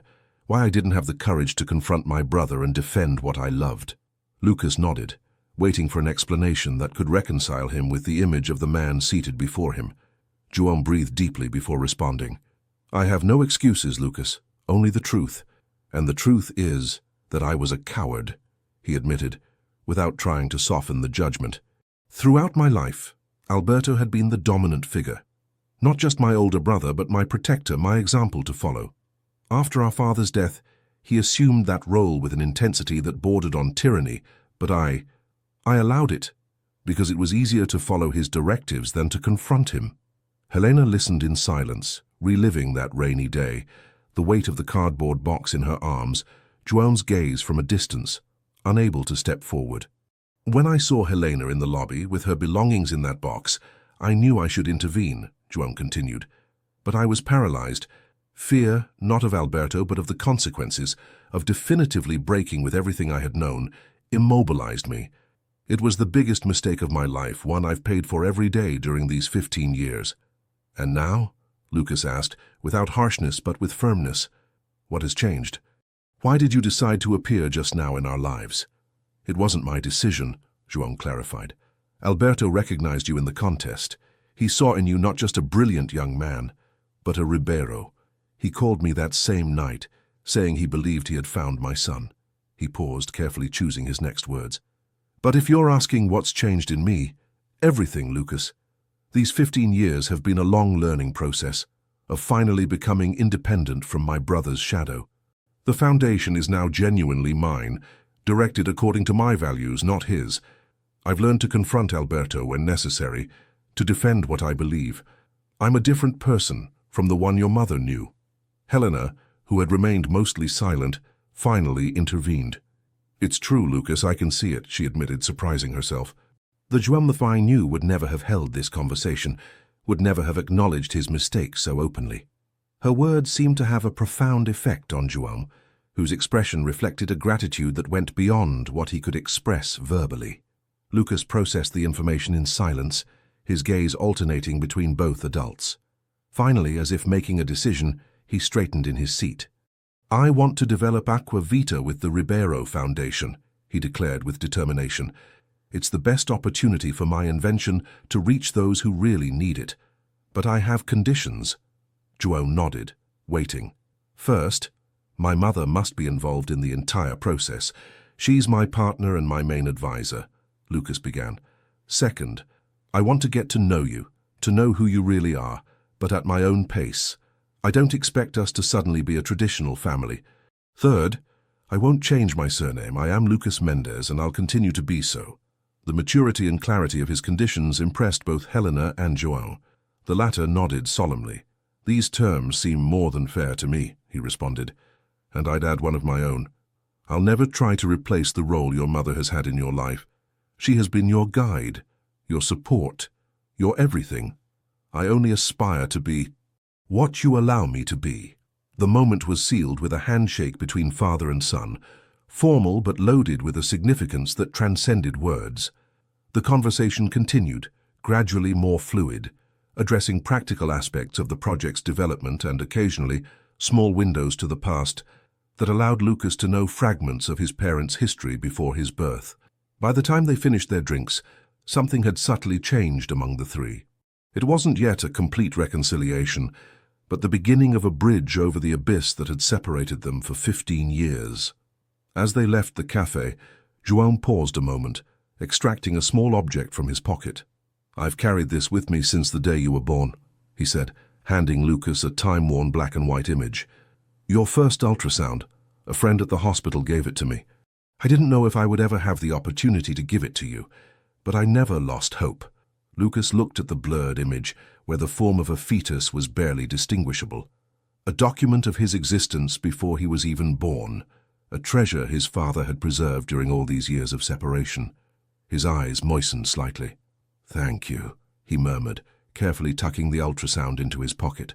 As they said goodbye with the promise to meet again to formalize the agreement with the Foundation, Helena and João exchanged a look that contained 15 years of unanswered questions, unspoken words, untaken paths. It wasn't the end of their story, both understood, but perhaps the beginning of a new chapter, one where the past could finally heal and the future could be built on more honest foundations. What none of them could know as they left Villa Madalena in opposite directions was that Alberto Ribeiro, from his office on the top floor of the corporate building, had just received news that would dramatically change the course of events. News that would test once again the fragile bonds beginning to weave between the Mendes and the Ribeiros. The storm battering São Paulo that night seemed to perfectly reflect the chaos that had been unleashed in Helena's life. The rain struck the windows of the apartment in Liberdade with fury, while she tried for the umpteenth time to contact emergency services. "We need urgent help," she repeated into the phone, desperation evident in her voice. "The water has already reached the first floor of the building. There are families with small children, elderly people." The operator's response was always the same. The rescue teams were overwhelmed. The floods had affected several neighborhoods of São Paulo simultaneously, and resources were being distributed according to established priorities. Liberdade, with its intricate network of narrow streets and its old buildings, presented additional logistical difficulties. Helena hung up, frustrated. Through the window she could see how the water level continued to rise in the street, dragging cars, street furniture, and the destroyed remains of local businesses. What had begun as a strong storm had become an unprecedented emergency when the sewage system, obsolete in many areas of Liberdade, completely collapsed. Lucas entered the room, soaked and exhausted. He had been helping evacuate neighbors from the lower floors to higher areas of the building. "Carmem is settled in the Rodriguez apartment on the 4th floor," he informed, drying his hair with a towel. "Miguel is with her. They're fine, but Miguel needs his heart medication, and the pharmacy where he keeps it is on the ground floor." Helena nodded, adding this new concern to her mental list. The Liberdade community, which had been her support for 15 years, now depended in part on her ability to coordinate resources and find solutions. "Have you been able to communicate with anyone outside?" she asked, indicating her phone, now with almost depleted battery. "The emergency services are saturated." Lucas shook his head, but then remembered something. "The presentation at Ribeiro Tech," he said suddenly. "It's tomorrow morning, the first official meeting to present Aqua Vita to international investors." The irony of the situation didn't escape Helena. While her neighborhood was flooding, while her neighbors and friends fought against the water, a crucial presentation for the future of Lucas's water purification system was scheduled a few kilometers away, in the safety and opulence of the Ribeiro Tech headquarters. "We'll have to cancel," she concluded, though she knew what that decision meant for the project. "This is more important now. These people need us." Lucas seemed about to protest, but the sound of his phone interrupted the moment. It was João. In the 3 weeks since their first meeting, the contact between father and son had been cautious but constant. They had shared meals, conversations about the project, even a visit to the Foundation's laboratories. A relationship was beginning to build, step by step, on the foundations of shared interests and a developing mutual respect. "João," Lucas answered. "Listen about tomorrow's presentation. We're already aware of the situation in Liberdade," João interrupted, his voice conveying urgency through the phone. "I'm mobilizing Foundation teams to help. We have inflatable boats, rescue teams, generators. We'll be there in less than an hour." The news surprised Lucas so much that he put the phone on speaker so Helena could hear. "How did you know?" she began. "The news is covering the floods," João explained. "When they mentioned Liberdade, I immediately knew you would be affected. Helena, I need you to tell me exactly where you are and what the situation is. Our teams have experience in disaster zones, but they need precise information.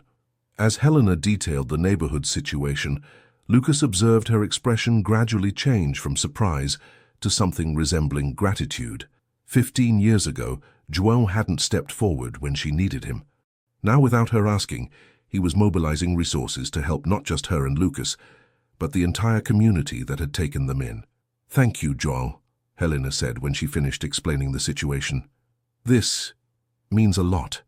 "It's the least I can do," he responded, and everyone understood he was referring to much more than the current emergency. As for tomorrow's presentation, Alberto is aware. He suggests postponing until the situation stabilizes. "Tell him we appreciate his understanding," Helena responded, acknowledging the gesture. The call ended with João's promise to be there soon with the help teams. Lucas looked at his mother, a new light in his eyes. "He really has changed, hasn't he?" he asked in a low voice. "He's not the same man you described to me." Helena nodded slowly. 15 years is a long time, Lucas," she responded with a sad smile. "People can change profoundly if they truly want to. It seems your father has come a long way." The following hours were a whirlwind of activity. As promised, João arrived with rescue teams from the foundation, facing the rising waters with inflatable boats and specialized equipment. He didn't arrive just as a supervisor. He personally immersed himself in the operation, coordinating evacuations, distributing supplies, ensuring that the most vulnerable received priority attention. Helena worked at his side, her detailed knowledge of the neighborhood and its inhabitants proving invaluable to the operation. Despite the chaotic circumstances, there was a strange synchrony between them, as if the years of separation dissolved in the shared urgency, in the common purpose. Lucas, for his part, had quickly adapted a simplified prototype of his aquavita system to filter contaminated water and provide drinking water to the temporary refugees concentrated on the upper floors of various buildings. His invention, initially developed for rural communities, was having its first practical application in his own neighborhood, in an emergency that no one had foreseen. The night advanced, and although the rain was beginning to diminish, the water level remained dangerously high. The authorities had finally established a command post a few streets away, and the first rescue helicopters were flying over the area, evacuating priority cases. In a brief moment of rest, Helena and João found themselves alone on the third-floor landing, where an improvised coordination center had been established. "I never imagined we would meet again under these circumstances," she commented, gratefully accepting the cup of coffee he offered. João smiled tiredly. His elegant clothes were now dirty and soaked, his silver hair plastered to his forehead by sweat and humidity. "Life has a strange sense of humor," he responded, "but I prefer this reunion 1,000 times over, continuing to live without knowing about you." Helena observed him carefully. The man before her retained the features of the João she had loved, but there was something new in him, a confidence, a determination that the former João, always in his brother's shadow, had never shown. "How did you do it?" she asked suddenly. "Change. Find your own voice." João seemed surprised by the question, but after a moment of reflection, he responded with sincerity. "Your departure was the catalyst," he admitted. "When you disappeared with our son, I faced for the first time the real consequences of my cowardice. I couldn't keep blaming Alberto, circumstances, or my upbringing. I had to look in the mirror and acknowledge that I had allowed everything to happen." He paused, taking a sip of his coffee before continuing. "The first years were the most difficult. I immersed myself in the Foundation's work as an escape, traveling to places where no one knew me, where I could be simply João, not Alberto Ribeiro's younger brother. In rural communities in the Northeast, in remote villages in the Amazon, I found a different perspective on what really matters in life." Helena listened attentively, seeing reflected in João a transformation process not so different from what she herself had experienced in the suburbs of São Paulo. "Gradually I began to confront Alberto in board meetings," he continued, "at first on minor matters related to the Foundation, then on more significant business decisions.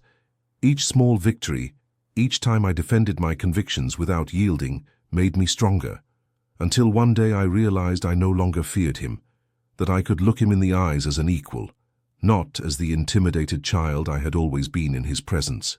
"I'm glad to hear that," Helena said sincerely. The João the Rhine knew had an extraordinary heart, but lacked the strength to defend it. The João you knew was incomplete, he responded, holding her gaze. I needed to lose you to find myself. It's a lesson I paid very dearly for. A shout from the lower floor interrupted the conversation. One of the volunteers was urgently requesting help with a trapped family. The moment of intimacy broke as both returned to the reality of the emergency. They worked all night. When dawn finally illuminated São Paulo, the waters were slowly beginning to recede, leaving behind a devastated landscape, but also stories of solidarity and resistance that Helena knew would become part of the neighborhood's folklore. Lucas had finally fallen asleep in a corner of the coordination center, exhausted after hours helping implement his improvised filtration system. Helena observed him with pride as she covered his shoulders with a blanket. He's extraordinary, João commented, approaching quietly. Not just his intelligence, but his empathy, his ability to act under pressure. You've done an exceptional job raising him, Helena. She nodded, grateful for the recognition. What happens now with the presentation? She asked, suddenly remembering the commitment that had been left in suspense. João took out his phone, showing her an email he had just received from Alberto. It seems your son has impressed my brother more than we imagined, he explained. Alberto has not only rescheduled the presentation for next week, but has personally invited the investors to visit Liberdade to see the Aquavita system working in a real emergency situation. He says there's no better demonstration of its value than seeing it save lives right here. Helena read the email with incredulity. It was an unthinkable gesture from the Alberto Ribeiro she had known, a man obsessed with corporate image and perfectly controlled presentations. There's also other news, João added, showing her another message. Ernesto Vidal, the engineer who was advising Lucas on the technical development. What about him? Helena asked, suddenly alert. She had never fully trusted that man, with his too specific questions and his excessive interest in the system's operational details. Alberto discovered he was filtering information to Tecnova, our main competitor, João revealed. Apparently he was providing them with details of Lucas's project, so they could develop something similar before our official launch. The news confirmed the suspicions Helena had harbored from the beginning. Ernesto had always seemed too interested in the patentable aspects of the system, too eager to document each innovation. How did Alberto discover this? She asked, genuinely curious. João smiled slightly. Some things don't change, Helena. My brother still has a network of informants throughout the industry. Someone at Tecnova alerted him about a suspiciously similar project to Lucas's that had suddenly appeared in their development department. The conversation was interrupted by the arrival of several volunteers with news. The authorities had established a medical post in the central square and requested that all those affected with pre-existing conditions be evacuated for evaluation. Miguel, Helena immediately remembered. His heart medication. Without needing further explanation, João mobilized a team to locate Miguel and ensure his priority evacuation. It was another small gesture that demonstrated his commitment not just to Helena and Lucas, but to the entire community that was important to them. The following hours passed in a frenzy of coordinated activity. As the waters receded, the arduous task of damage assessment and cleanup began. Helena's apartment had suffered minor damage, protected by its location on a high floor, but many of her neighbors had lost practically everything. While supervising the distribution of basic supplies, Helena received an unexpected call. It was Alberto Ribeiro. Helena. His voice sounded different over the phone, less intimidating than she remembered. João has informed me of the situation. The Foundation is committed to providing all necessary support for the neighborhood's reconstruction. That's a very generous gesture, Alberto, she responded, cautious but sincere. It's not generosity, he corrected. It's responsibility. Ribeiro Tech has the resources to make a real difference in situations like this. For too long, I've directed them exclusively toward commercial objectives. Perhaps it's time for a more balanced approach. There was something in his tone that Helena had never heard before, a genuine humility, almost vulnerable. I've been following your work these years, Helena, Alberto continued. Your books, your consultancy. You've created a business model that demonstrates sustainability, and social responsibility can coexist with commercial success. It's a lesson Ribeiro Tech needs to learn. The conversation concluded with an unexpected proposal. Alberto wanted to offer Helena a position as a special advisor for the new sustainability division of Ribeiro Tech, not as an employee, but as an external consultant, maintaining her independence and her own company. "Think about it," were his final words. "I don't need an immediate answer, but I believe together we could do something significant." Upon hanging up, Helena found herself in a state of emotional confusion. The past and present were intertwining in ways she had never imagined possible. The Ribeiro brothers, who for 15 years had been little more than shadows in her memory, were now re-entering her life not as antagonists, but as potential allies. As she reflected on this new reality, she saw Lucas approaching with João at his side. Both were conversing animatedly, with the natural complicity of those who share not just genes, but also values and visions. The image produced a complex emotion in her: joy for her son, who finally had the opportunity to know that part of his heritage, nostalgia for the lost years, and perhaps, though it cost her to admit it, a renewed appreciation for the man João had become. "Mom," Lucas called, his face illuminated by an energy that defied physical exhaustion. "I have something important to tell you." Helena looked at them questioningly. "The investors don't just want to see the system working here," he explained enthusiastically. "They want to implement it immediately in 3 communities affected by droughts in the northeastern backlands. It's an incredible opportunity to test Aquavita in different conditions."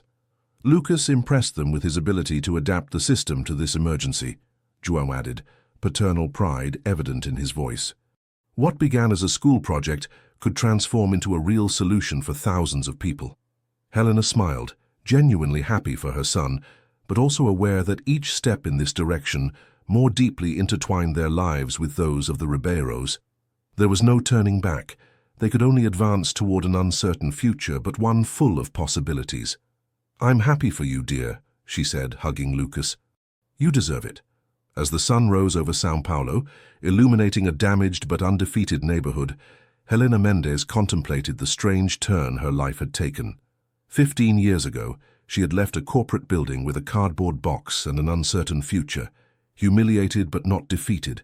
Now, against all odds, that same corporate world that had rejected her was opening its doors again, not as a supplicant, but as an equal, as a respected voice that had something valuable to offer.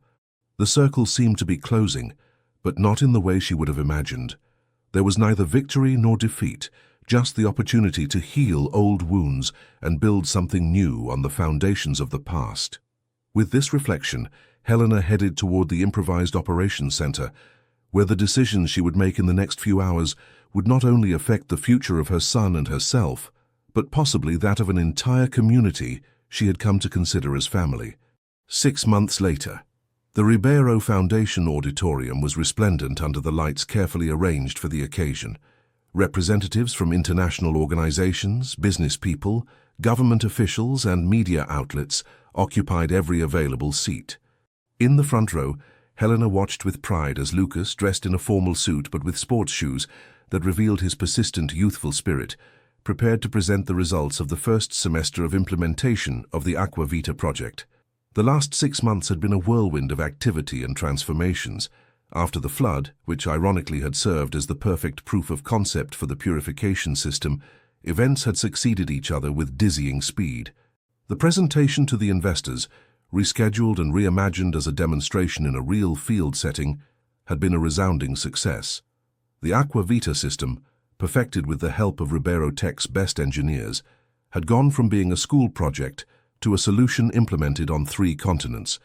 Images of children drinking clean water in remote villages in the northeast, the Amazon, and arid regions of Africa had become the symbol of a new era for the Ribeiro Foundation. Helena had accepted, after much reflection, Alberto's offer to advise the new sustainability division of Ribeiro Tech, not as an employee, but as an external consultant, maintaining her independence and control over her own company. Her experience and vision were helping transform the corporate culture from within, demonstrating that social responsibility and commercial success were not mutually exclusive. The most surprising, however, had been the evolution of personal relationships. João and Lucas had developed a genuine bond, built on shared interests and similar values. It wasn't the traditional father-son relationship. Those 15 years of absence couldn't be erased, but it was something equally valuable. A respectful friendship that gradually deepened with each shared project, with each sincere conversation. Alberto, perhaps the most unexpected change in this equation, had revealed facets of his personality that Helena would never have imagined during her years as his assistant. The vulnerability of not being able to have children, the business setbacks that had shaken his confidence, the loneliness inherent in a life built exclusively around power and material success.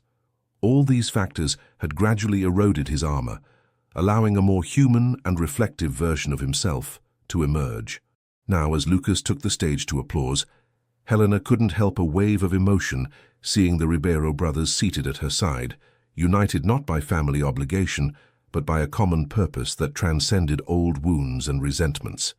"Good morning, everyone," Lucas began, his voice conveying a confidence that defied his just-turned 16 years. "Exactly 6 months ago, an unexpected storm transformed my neighborhood into a disaster zone. What initially seemed a tragedy became the catalyst for something extraordinary. The opportunity to prove that the most effective solutions often arise from real need, not from corporate laboratories." As Lucas presented the impressive results of the project, more than 50,000 people with access to clean water, a 70% reduction in diseases transmitted by contaminated water in the implementation zones, creation of local jobs for maintenance and training, Helena reflected on the extraordinary journey that had brought them to this moment. Her gaze briefly crossed with João's. They had rebuilt a complex relationship, neither romantic nor merely professional. It was a connection based on mutual respect, on admiration for the people they had become during the years of separation, and on the shared love for the brilliant young man who was now inspiring an international audience. At the end of the presentation, as the audience rose in spontaneous ovation, Alberto approached Helena discreetly. "I never imagined this outcome when I fired you that day," he commented in a low voice. "Destiny has a strange sense of humor." Helena smiled, acknowledging the irony. "It wasn't destiny, Alberto," she responded. "It was decisions. Yours, mine, João's. Each one brought us here for better or worse." Alberto nodded, accepting the correction. "In any case," he continued, "I'm glad we found a way to transform old mistakes into something positive. Lucas is extraordinary. A true Ribeiro in spirit, though he bears the Mendez surname. He's both," Helena specified, "and neither. He's himself, formed by our influences, but defined by his own choices, like all of us." The reception that followed the presentation took place in the Foundation's elegant gardens. Lucas moved with surprising naturalness among business people and diplomats, explaining technical aspects of his invention and negotiating possible implementations in new regions. Helena observed him from a distance, marveling at how easily he navigated this world that was so different from the neighborhood where he had grown up. Carmen and Miguel, special guests for the occasion, seemed somewhat out of place amid so much opulence, but their presence was fundamental to Helena. They represented the community that had welcomed her when she needed it most, the family she had chosen during those difficult years. The reconstruction of Liberdade, financed largely by the Ribeiro Foundation as part of its new commitment to social responsibility, was almost complete, but the scars of the flood remained as a reminder of human fragility and resilience. As the afternoon progressed, Helena found herself in a quiet corner of the garden, contemplating the sunset over São Paulo. João approached, offering her a glass of champagne. "To new beginnings," he toasted, gently clinking his glass with hers.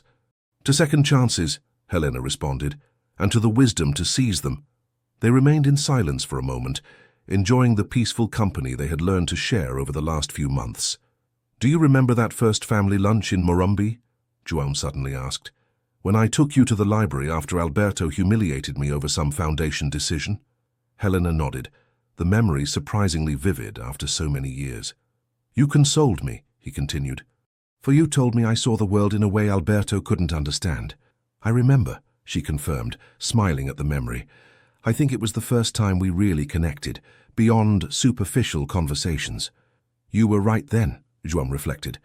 "But what we didn't know was that Alberto also had a perspective that we couldn't understand at that moment. We were all partially blind, each in our own way. The observation was profound in its simplicity.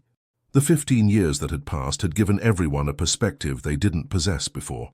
Helena had learned that strength didn't always require isolation. João had discovered that courage could be cultivated gradually. And Alberto, perhaps the most surprising change, had begun to understand that true power resided in the ability to recognize mistakes and correct them. The party continued around them, but in that corner of the garden, Helena and João had created a small oasis of intimacy and reflection. It wasn't romance they shared now.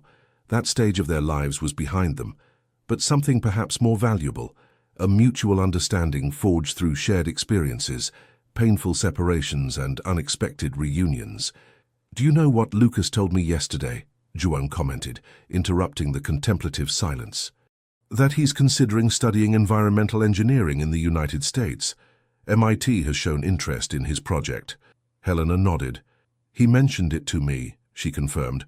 "I'm proud of him, though the idea of having him so far away scares me a little. We've always been together, facing everything as a team." "It's the natural cycle of things," João reflected. "Children grow up, build their own lives. Our job is to support them as they find their path, even when that path takes them far from us." "You talk like an experienced father," Helena joked, though with a certain tenderness. "I learned quickly," he responded with a smile, "though I arrived late to the party." At that moment, Lucas approached them, accompanied by Alberto. The four remained silent for an instant, aware of the improbability of the picture they formed. The fired assistant, the implacable CEO, the formerly submissive brother, the son who should never have existed according to corporate rules, all now united by bonds that transcended old wounds and resentments. "The Kenyan ambassador wants to discuss a large-scale implementation in the Lake Victoria region," Lucas announced enthusiastically. "He says we could impact the lives of more than 100,000 people."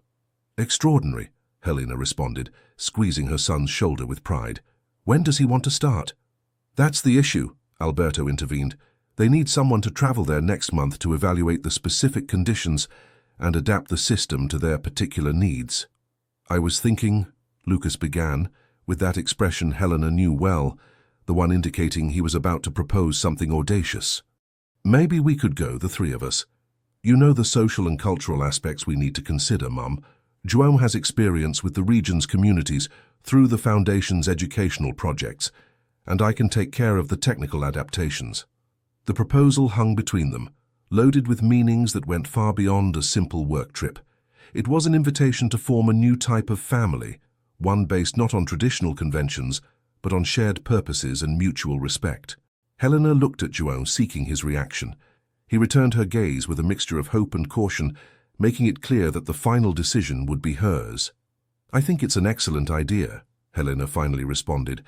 "I've always wanted to see Africa, and I can't think of better travel companions." Lucas's smile illuminated his youthful face, reflecting a joy that transcended professional success. For the first time in his life, he had his two parents collaborating not just on a joint project, but on building a new form of family that, though unconventional, felt authentic and full of possibilities. As the four rejoined the celebration, Helena reflected on the extraordinary path life had set before her. From that rainy day when she left Ribeiro Tech with a cardboard box and a baby on the way, to this moment of shared triumph, each step, even the most painful ones, had been necessary to reach this point. It wasn't a happy ending in the traditional sense. The scars of the past remained, and new challenges would undoubtedly emerge in the future. But there was something deeply satisfying in the way the circle had closed, transforming old wounds into sources of strength and wisdom. As she watched her son animatedly converse with investors and scientists, Helena recalled a phrase she had written in her first book when trying to make sense of her experience at Ribeiro Tech. "Sometimes life takes away what we believe we need to show us what we truly deserve." 15 years later, those words resonated with a deeper truth than she would ever have imagined. The revenge she might once have craved had been replaced by something infinitely more valuable: the opportunity to build a future where everyone could heal and grow, where the mistakes of the past didn't define the possibilities of tomorrow. The sun was setting over São Paulo, tinting the sky in golden and purple tones. In the gardens of the Ribeiro Foundation, Four people whom destiny had separated and reunited were celebrating not just the success of a project that would change thousands of lives, but also the more intimate and personal miracle, having found, against all odds, a path to reconciliation and hope. And as Lucas raised his glass in a spontaneous toast to second chances and new beginnings, Helena knew with certainty that the true triumph wasn't in the applause or the signed contracts, but in the human capacity to transform pain into purpose, loss into learning, and endings into new and unexpected beginnings.